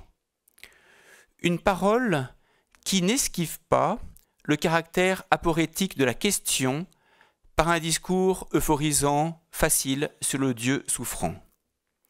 Nous l'avons pressenti, mettre les victimes au centre signifie que l'Église accepte d'être acceptée par la parole des victimes. Passer de victime à témoin est une sorte de réhabilitation de leur parole, de leur histoire. Et donc c'est mon deuxième point, une Église traversée par la parole des victimes. Tout à l'heure, Alain l'a rappelé, Jean-Marc Sauvé s'est exclamé « Écouter les victimes nous a changés ». Et nous pouvons tous le dire d'une manière ou d'une autre. Les victimes qui n'avaient plus la parole, ou dont celle-ci n'était pas écoutée, ni prise en compte, entrent en dialogue avec l'institution. Donc dialogue, dialogos, signifie accepter que ma parole soit traversée par celle de l'autre, et réciproquement. Je pense à ce que disait le pape François dans Evangelii Gaudium numéro 250. À travers l'écoute de l'autre, les deux parties trouvent purification et enrichissement. Et donc un marché ensemble, comme nous y invite le synode, s'ouvre maintenant. Et il faut tout faire pour que ce chemin porte du fruit. Les victimes sont devenues les témoins d'un immense drame pour le corps de l'Église, qui vit aujourd'hui une étape historique. D'où la gravité et la honte, la sidération ressentie. Comme on l'a pu l'entendre, la honte est passée du côté de l'Église. Face à toutes ces vies brisées, nous sommes sans voix et profondément consternés. Nous sommes sans voix et en même temps nous devons parler, comme je l'ai déjà dit. Parler dans quel sens ? Justement, je pense à ce que doit être l'Église et je pense à ce que Jean-Paul II nous disait dans Réconciliation et pénitence. Il nous rappelait cette vérité essentielle. Pour être réconciliatrice, l'Église doit commencer par être une Église réconciliée. Et c'est donc dans ce contexte qu'il a initié, Saint Jean-Paul II, toute une démarche de repentance à l'aube du 3e millénaire. Pour être réconciliatrice, l'Église doit commencer par être une Église réconciliée. Une Église qui accepte un chemin, d'envisager, de faire un chemin de repentance. Je pense aussi à ce que disait le pape Benoît XVI en route vers Fatima. Dans l'avion qui conduisait à Fatima, il disait ceci: « Les souffrances de l'Église viennent proprement de l'intérieur de l'Église, du péché qui existe dans l'Église. » Il poursuivait: « La plus grande persécution de l'Église ne vient pas de ses ennemis extérieurs, mais naît du péché de l'Église. Et donc, l'Église a un besoin profond de réapprendre la pénitence, d'accepter la purification, d'apprendre d'une part le pardon, mais aussi la nécessité de la justice. » Et donc c'est mon 3e point, une Église qui fait pénitence. Tandis que le Christ, saint, innocent, sans tache, n'a pas connu le péché, l'Église, elle, est à la fois sainte par son origine divine et sans cesse appelée à se purifier. Pouvoir faire pénitence est une grâce pour l'Église. La conversion est l'arrivée de la grâce qui nous transforme. Une Église traversée par la parole des victimes fait pénitence. Elle ne peut plus être une Église préoccupée par elle-même. Comment cette pénitence peut-elle se manifester concrètement ? Donc je reviens sur déjà les petits points présentés par Guilhem et la difficulté rencontrée. Je ne vous cache pas la difficulté d'agir en paroisse. Il faut être conscient qu'une assemblée dominicale peut rassembler des victimes, déclarées ou non. Nous avons entendu les protestations des fidèles lorsque certains évêques invitaient à jeûner pour la conversion de l'Église, lorsqu'ils demandaient à tous les fidèles de jeûner. Cependant, tout l'enjeu est que l'Église soit un corps uni, ou bien reste un corps uni, soit un peuple retrouvé. Et une victime a écrit dernièrement dans la revue Vie chrétienne, sa joie effectivement de faire partie d'un peuple retrouvé, assemblé au pied de la croix, qui dit à la fois sa souffrance et son espérance. D'où l'importance, me semble-t-il, de savoir mettre en valeur dans nos communautés les temps forts liturgiques comme le carême, et c'est vrai que nous venons de vivre dimanche dernier la première journée de prière et de mémoire pour les personnes victimes de violences et d'agressions sexuelles dans l'Église. Mais évidemment, nous pouvons mieux en prendre conscience aussi à travers le chemin de croix, à travers le vendredi saint. Il est urgent de remettre les personnes pauvres et vulnérables au centre de nos ritualisations liturgiques. Célébrer l'Eucharistie en mettant au centre les victimes, en faisant entendre leurs cris, permet au corps ecclésial d'assumer le fait que le Christ s'est livré librement au cœur d'une vie broyée par la rencontre du mal ressenti comme absolu. Pour reprendre les termes de Jean-Baptiste Metz, l'Eucharistie est vraiment une mémoire dangereuse, dans la mesure où il ne s'agit plus de célébrer Dieu face au mal, mais Dieu livré librement au cœur du mystère d'iniquité. Dans ces circonstances dramatiques, la célébration eucharistique enjoint au corps ecclésial de s'exposer comme corps livré. À vrai dire, c'est bien l'Église institution qui a une responsabilité systémique, d'où les gestes forts de repentance de nos divers papes, mais aussi dernièrement de la conférence des évêques de France à Lourdes. Le samedi 6 novembre dernier, l'image des évêques à genoux devant la grotte de Lourdes, faisant l'aveu de leurs fautes et implorant le pardon de Dieu, fut d'une grande valeur symbolique. Au-delà des gestes, c'est un esprit de repentance et de justice qui doit irriguer la vie de l'Église. Et donc je conclus avec une question, qui est donc ma dernière partie. Une parole libérée, des muets qui parlent, des personnes en face qui commencent à écouter. Donc une parole libérée, mais pour quel chemin de réconciliation ?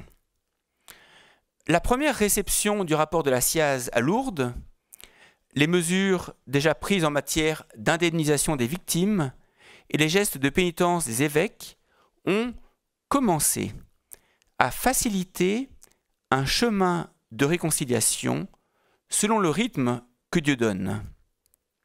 Il faut en effet d'abord que justice soit faite aux victimes. Notre dernier témoignage entendu, tout à l'heure en introduction, osait dire « Il faut une reconnaissance circonstanciée des faits. Il faut qu'on ait mis en place, pour que ça ne se reproduise pas, il faut des tas de choses. » Alors pour essayer de réfléchir un peu cela, je me suis souvenu de ce que le pape François aime bien répéter, que le principe essentiel, c'est que le temps prime sur l'espace. Le temps est le lieu de la liberté et de l'humilité humaine, quand l'espace est le lieu de la maîtrise de la possession. Et donc privilégier dans notre réflexion le temps sur l'espace suppose accepter une certaine fragilité, celle de perdre le contrôle total, accepter de se désapproprier du résultat de l'action réalisée, celle d'accepter donc un résultat différent de celui qui était attendu. Et quand on relit un peu ce que l'Église, en particulier en France, par exemple, vit depuis quelques mois, depuis qu'elle s'est mise davantage à écouter les victimes, mais il me semble qu'un chemin de dessaisissement commence à être vécu tant par l'Église institution que par les victimes. Et donc c'est précisément cette fragilité qui fait place à l'émergence du nouveau dans une vie d'homme, de femme et aussi de l'Église. Alors dans ce contexte, même si j'ai expliqué tout à l'heure que lorsqu'un prêtre accueillait en confession une victime, il fallait d'abord qu'il dise que ce n'est pas sa faute, il n'y a pas de faute de sa part. Après un chemin, on peut rester ouvert à la confession d'une vie. En effet, que de chemins parcourus depuis l'agression sexuelle ou l'abus de pouvoir subi, que de travail sur soi et de remise en question. La victime agressée sexuellement, dans le cadre d'un accompagnement spirituel ou d'une confession, est blessée non seulement dans son corps, mais dans son âme, dans sa confiance radicale en l'autre avec un grand A et avec un petit a. Cette victime ose maintenant faire le pas et s'adresse à l'Église. Je l'ai déjà dit, la parole de Dieu ouvre un chemin de réconciliation, dont Dieu seul connaît les tenants et les aboutissants. Car en Jésus-Christ, Dieu est à la fois la victime, on l'a déjà dit, et le bon samaritain. La parole de Dieu est performative, elle opère par la grâce de l'Esprit Saint et permet de passer des étapes. Et donc, si cette victime vient, c'est aussi pour implorer le secours du Seigneur dans le chemin qu'elle accomplit aujourd'hui. En disant quelque chose du mystère intime de sa personne, si jamais elle le demande, eh bien, on ne peut pas refuser, elle peut légitimement recevoir le pardon de Dieu, son secours et sa grâce, pour avancer dans la réconciliation avec elle-même, les autres et Dieu. Une victime qui pousse la porte de l'Église entre dans ce lâcher-prise, en attente d'un renouvellement personnel de l'alliance, selon la grâce de Dieu. Le fait de ne pas pouvoir pardonner à son agresseur est en quelque sorte hors sujet. Les victimes sont détruites à jamais et trop de victimes sont laminées par le fait qu'on leur demande de pardonner l'impardonnable, en plus d'avoir déjà tant souffert. Nous avons entendu ce témoignage bouleversant qui disait, je répète ce qu'on a entendu en introduction, on est toujours dans cette culture du pardon à tout prix. Le pardon dans l'Église peut être redoutable. C'est une arme de soumission terrible. Donc nous pensons aux paroles du pape François sur le confessionnal vécu comme un instrument de torture.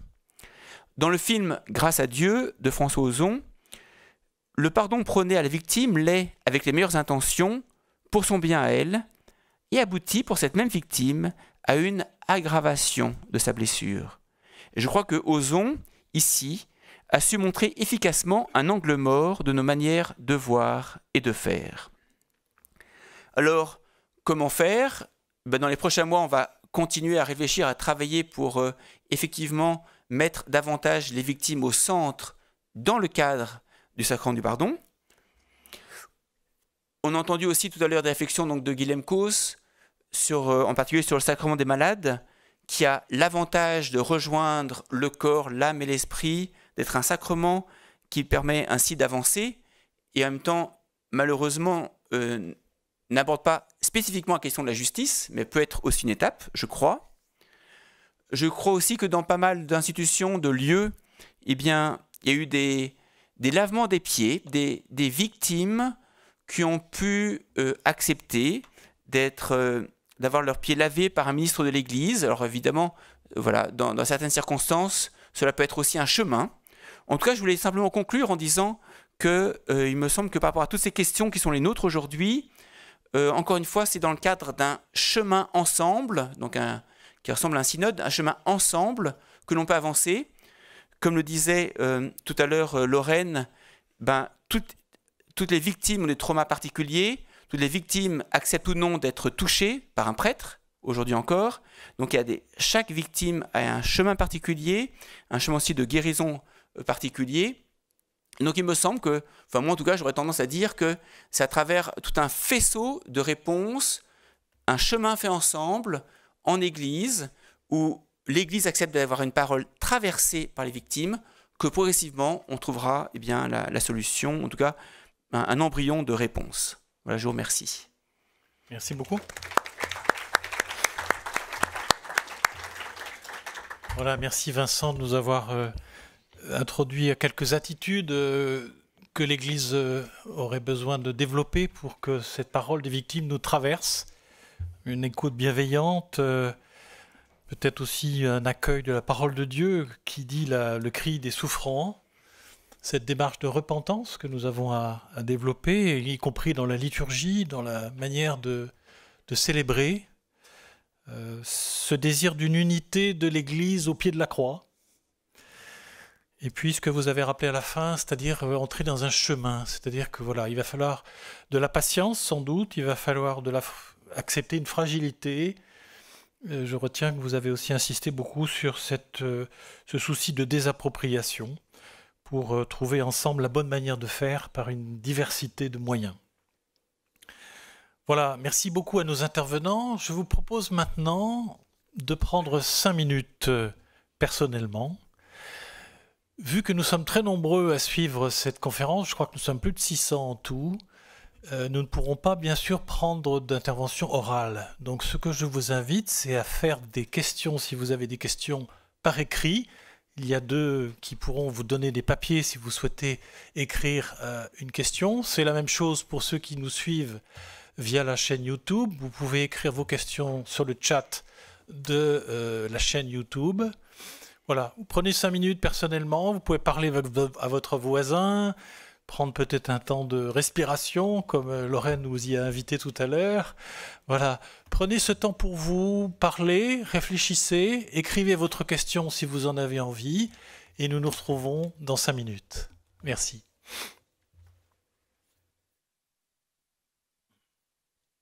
Nous essayerons donc de répondre à ces questions, évidemment sans doute pas toutes, avec nos intervenants. Voilà, on va peut-être commencer à recueillir. Nous ne pourrons pas répondre à toutes les questions, c'est évident, mais comme vous le savez, aussi bien la conférence des évêques de France que la conférence des religieux et religieuses de France ont créé des groupes de travail pour continuer la réflexion sur ces sujets. Nous n'avons pas arrêté la réflexion aujourd'hui, donc toutes les questions auxquelles nous n'aurons pas pu répondre seront transmises aux groupes correspondants, et nous essayerons de pouvoir les utiliser. Donc ne soyez pas déçus si vous ne répondons pas à tout, c'est évident. Alors Chila va pouvoir nous lire peut-être déjà quelques questions reçues et voir un peu ce qui a déjà été reçu. Alors, il y a des questions de la salle, il y a aussi des questions, donc on commencera par quelques questions de la salle. Alors, il y avait plusieurs questions concernant les victimes. Comment oserons-nous de faire une démarche envers ces victimes? Il y avait des questions aussi concernant la compréhension, comment l'Église a pu laisser faire cela. Il y avait des questions sur la compréhension de la justice réparatrice. Donc peut-être que je proposerai les questions concernant les victimes. Qu'entendez-vous pour une Église réconciliée? Le chemin est très long. Comment on oserait proposer à une victime de lui laver les pieds le jeudi saint? C'est choquant. Voilà, peut-être on peut commencer par ces questions. Je propose que pour ces questions, Lorraine commence pour dire un peu sa sensibilité. Et puis peut-être Vincent ensuite sur la question du lavement des pieds. Et ensuite Guillaume dira un mot sur la justice restaurative. Parce qu'il y avait une histoire avec les pieds, qu'on s'adresse à moi. Commencer avec les pieds, je vais finir avec les pieds. Il faut faire extrêmement attention aux propositions qui ne viennent pas des victimes elles-mêmes. Et d'ailleurs, le mot « les victimes » est incorrect. C'est chaque personne. Je vous parlais de haute couture tout à l'heure. Il me semble que chaque personne devrait bénéficier de ce qui lui correspond le mieux. Voilà, donc proposer des démarches collectives, c'est vrai que dans mon regard de psychologue, n'a pas beaucoup de sens, même si je l'entends dans le prisme de l'Église. En tout cas, en psychologie, en psychothérapie, la réparation est toujours unique, individuelle.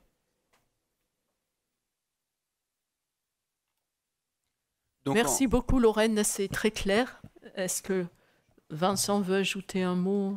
Oui, juste reprendre un peu ma conclusion. Effectivement, j'avais beaucoup insisté sur ce chemin commun, sur le fait que c'était effectivement à la victime, si elle le désirait, de vouloir tel ou tel geste. Bon, en tant que prêtre, il est clair que, comme je l'ai dit, il n'est pas rare que nous recevions des victimes en confession. Donc j'ai indiqué comment il fallait réagir dans ces cas-là. Mais je dirais que quand même aujourd'hui, spontanément, je dois dire en tout cas que dans ma paroisse, spontanément, c'est quand même le moyen vers lequel les victimes viennent, en tout cas. Voilà. Spontanément, c'est ce qui leur vient à l'esprit. Je sais aussi que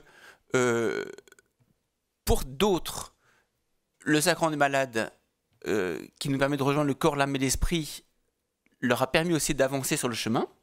Et puis j'ai appris aussi que pour encore d'autres personnes, mais encore une fois des personnes singulières, ça ne correspond pas à tout le monde, pour d'autres personnes singulières, qu'un représentant de l'Église fasse ce geste du lavement des pieds avait été signifiant. Voilà. Donc, merci, oui.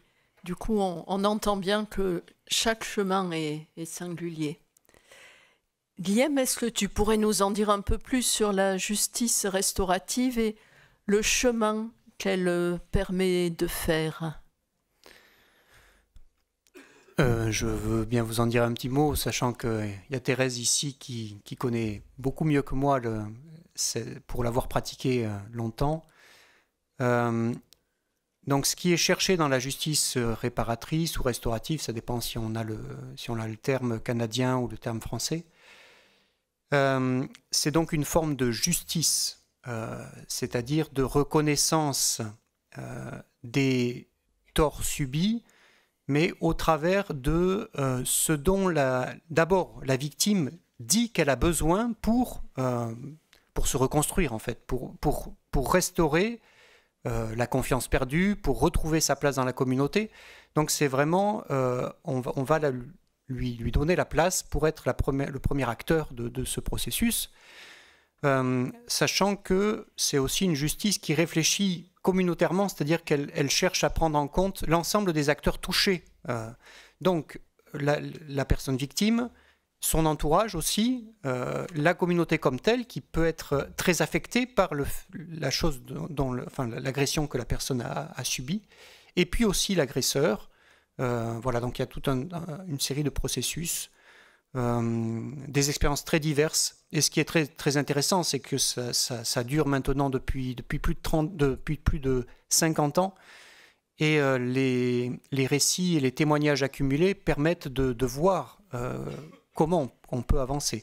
Et c'est très heureux que cette expérience-là soit mise à profit aujourd'hui, notamment dans les 2 commissions de reconnaissance et de réparation qui accompagnent maintenant le chemin des personnes victimes. Voilà, il y a aussi quelques questions sur YouTube. J'en nomme 2, même si les thèmes sont les mêmes, hein, justice réparatrice, rite réparateur. Première question, qui est liée à la manière dont on a engagé la soirée. Il est difficile d'entendre ces témoignages. Nous allons faire une réunion en paroisse sur ce sujet. Comment faire? Quel point d'attention pour prendre en compte ces paroles? Et une deuxième question. Comment aider une personne qui dit et montre des signes d'abus sexuels dans son enfance, mais dont le mis en cause est décédé avec un dossier vide en chancellerie? Voilà, 2 questions.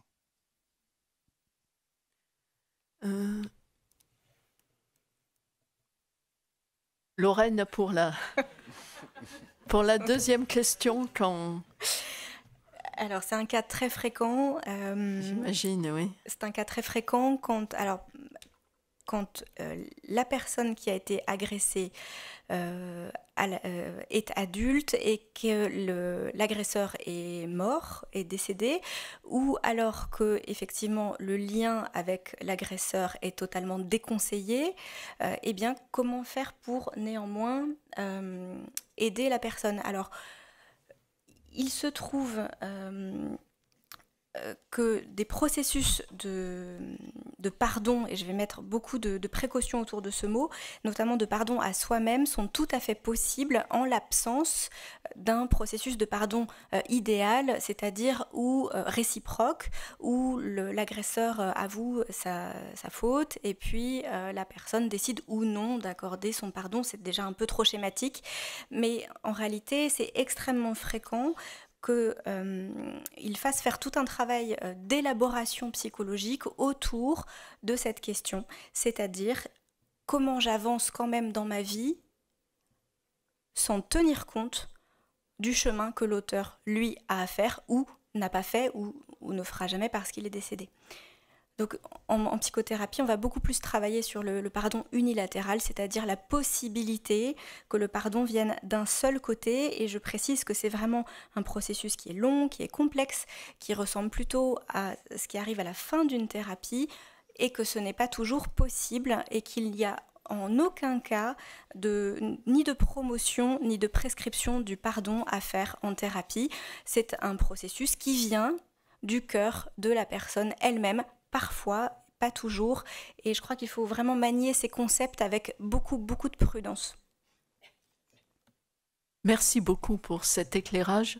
Sur la question comment faire en paroisse, est-ce que Vincent ou Guillaume, pour aborder le sujet? En tout cas, je peux commencer, puis je laisserai la parole à Guillaume. Mon deuxième point s'intitulait « Une église traversée par la parole des victimes Et je crois que c'est vraiment absolument fondamental qu'aujourd'hui notre Église soit traversée par cette parole. Donc on essaie de vivre déjà ce soir. En paroisse, je l'ai vécu aussi. Et c'est vrai que je crois que c'est... On l'a vécu donc en citant nous aussi 5 témoignages, comme on a voulu le faire, comme ce soir, avec d'autres témoignages.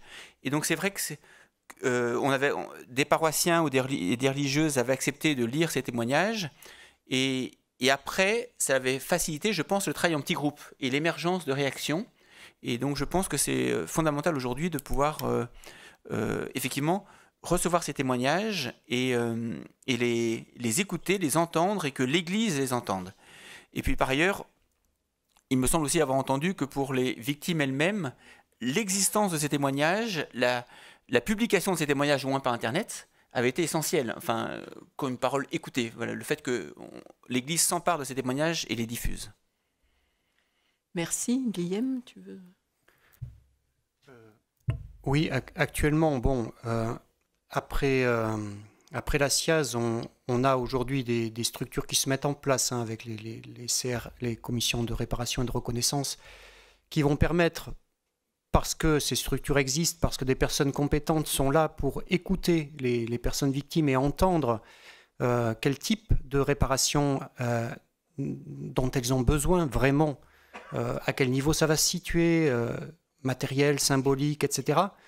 Pour moi, la question, c'est et après, c'est-à-dire, est-ce que l'Église pourrait se doter d'éléments structurels qui permettent, quel que soit le moment où une personne arrive comme victime, elle puisse trouver les lieux et les personnes qui puissent l'aider à avancer. Voilà. Donc, pour moi, ça doit faire partie de ce à quoi l'Église doit être attentive à proposer. C'est pas facultatif de proposer ce genre de service. Voilà. Alors il s'agit, bon, la justice restaurative existe aujourd'hui, elle est bien en place.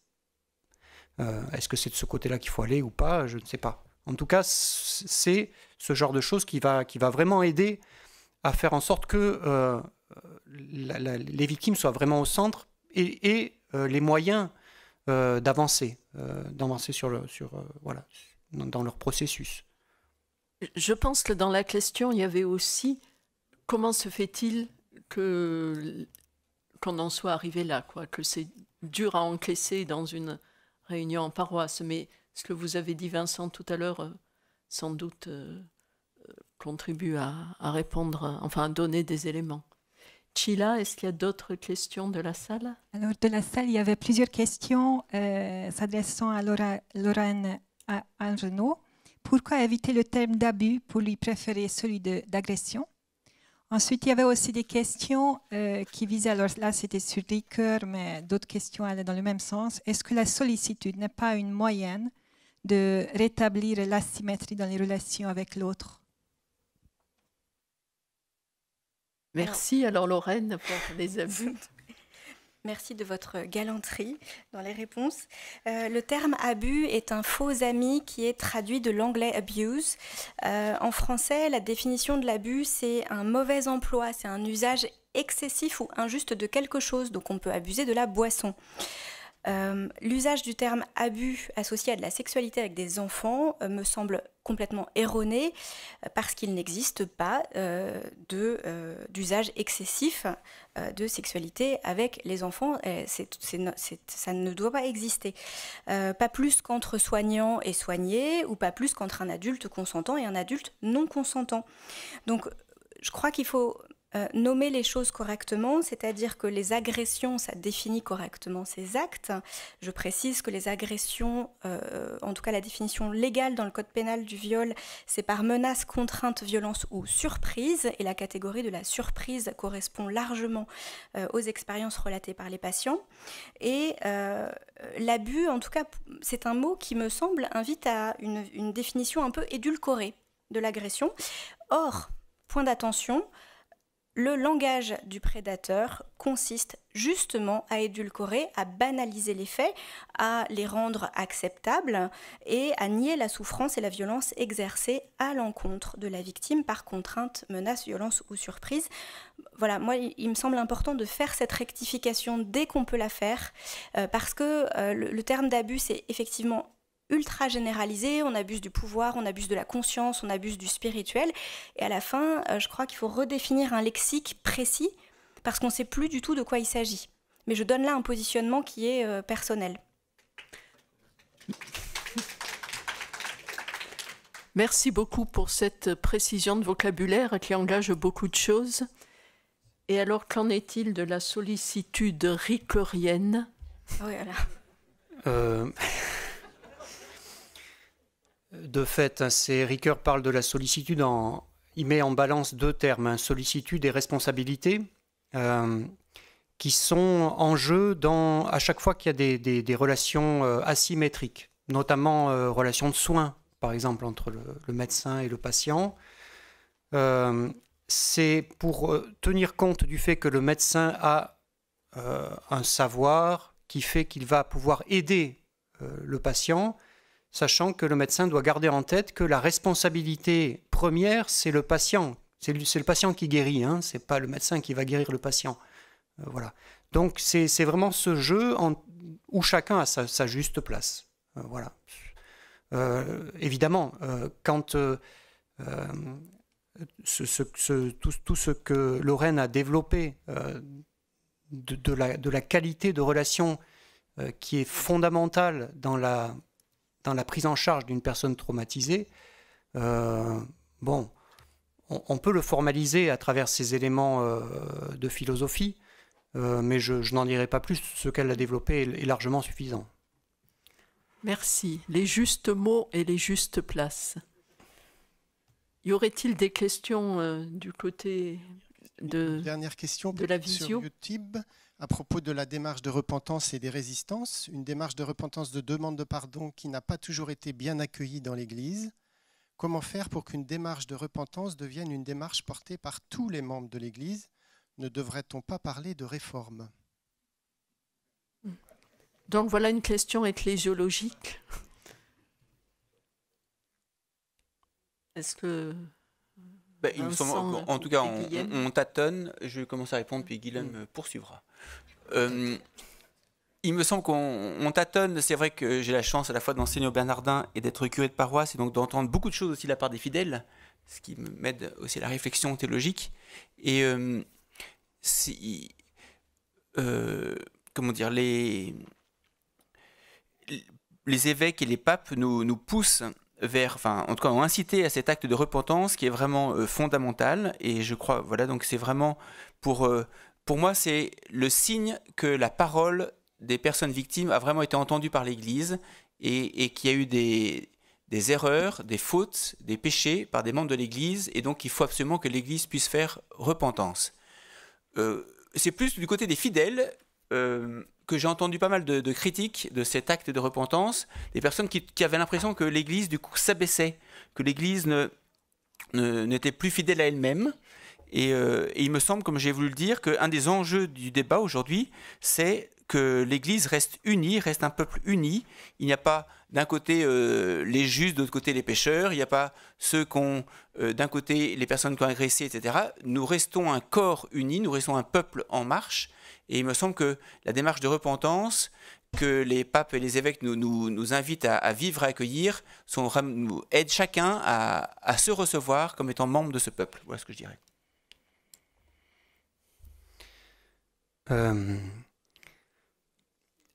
Le repentance, c'est vrai que ça fonctionne bien par rapport aux fautes telles que les agressions et le silence qui les a couverts. Ça fonctionne moins bien pour les victimes qui sont aussi membres de l'Église, pour lesquelles on pourrait à ce moment-là coupler avec un autre mot, je ne sais pas, reconnaissance et repentance, quelque chose comme ça, sachant que par derrière, il y a quand même un point très important, c'est que si on dit repentance, il faut penser aussi, effectivement, les questions de réforme structurelle. C'est pas seulement repentance pour des actes commis fautifs, c'est aussi parce qu'il y a des changements structurels à accomplir. Voilà. Merci beaucoup. Voilà, nous avons... je crois qu'il y a eu plusieurs questions sur le chat qui demandaient si on pourra revoir cette conférence. Ce sera le cas, de fait. Donc, il sera possible de la revoir en replay sur le site des différentes institutions, je pense. Nous avons commencé notre soirée avec des témoignages et nous avons souhaité aussi terminer par un témoignage aussi d'une personne qui a été abusée. Et c'est un extrait du livre de Patrick Goujon, Prière de ne pas abuser. Mais permettez-vous un instant encore de vous parler de lui. C'est une ombre bienfaisante qui guide, surtout quand tombe la nuit ou que le trouble s'empare de la chair et de l'esprit. Elle diffuse une lumière qu'il faut apprendre à distinguer. Notre patte humaine lui sert de mince faisceau. Parce que Adam et Ève eurent honte d'avoir péché, Dieu leur cousit un pagne. Ce Dieu-là me touche. Je porte un vêtement comme tout le monde, passe-partout. Il m'abrite de la honte d'avoir été abusé. Cette honte troue la peau, mais Dieu l'a revêtue de plus large qu'un pagne, d'un manteau, grâce auquel je suis sorti de ma peur. J'ai eu envie d'aider d'autres à choisir l'habit qui leur était tendu, car Dieu a vu que nous ne pouvions pas tenir dans cet état. Il a ouvert un atelier pour lequel il a fait appel à des créateurs, des couturiers, des modèles, des petites mains. Et la mode est variée, renouvelée pour chacun. On en reconnaît à peine le style divin tant il épouse nos corps humains et nos désirs. Le Caravage montre un soldat qui couvre Jésus d'une tunique au moment où Pilate le présente. Ecce homo. Le manteau voile le corps outragé. Il protège. Il épargne au regard des autres la vue de ses blessures. Le Caravage peint le corps de Dieu dans la chair de l'humanité violente. La tradition fait de ce manteau de pourpre royal une pièce unique d'un seul tenant, sans couture. Il est l'exception. On a pris soin de moi comme après la pluie tombe sur les épaules un manteau doré de soleil. À de rares occasions, je l'entr'ouvre et le dépose pour laisser la lumière me caresser.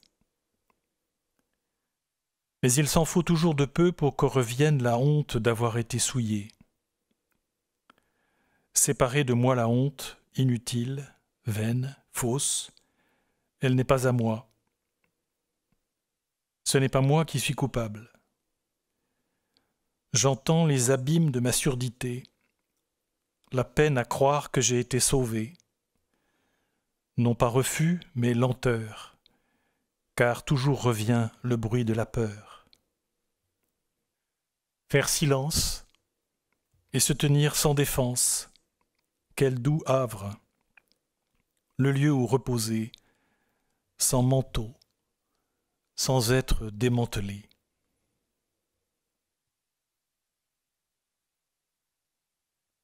Voilà, je vous propose de remercier nos intervenants pour cette soirée. Merci à Lorraine, merci Guillaume, merci Vincent. C'est, vous l'avez compris, une parole qui n'est pas facile.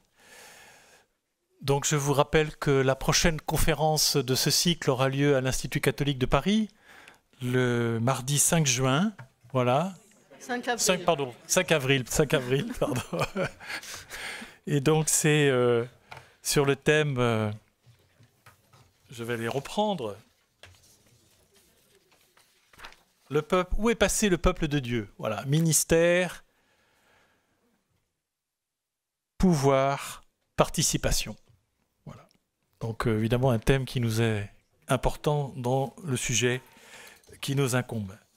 Je rappelle aussi qu'il y a peut-être encore des livres qu'on peut acheter. Voilà, Monsieur Tétier est là pour nous offrir une librairie. Puis je laisse la parole à Geneviève. Enfin, pour les étudiants des 3 institutions qui sont dans la salle, de même que les enseignants ont travaillé ensemble, nous proposons aux étudiants de se retrouver dans la salle 1, un peu plus loin dans l'entrée, pour un petit moment, faire connaissance et éventuellement partager à partir de cette soirée. Voilà, les étudiants du Centre Sèvres, de l'Institut catholique et des Bernardins. Vous pouvez aller avec Mathieu. Voilà, Mathieu qui est là. Voilà, merci à tous et bon retour.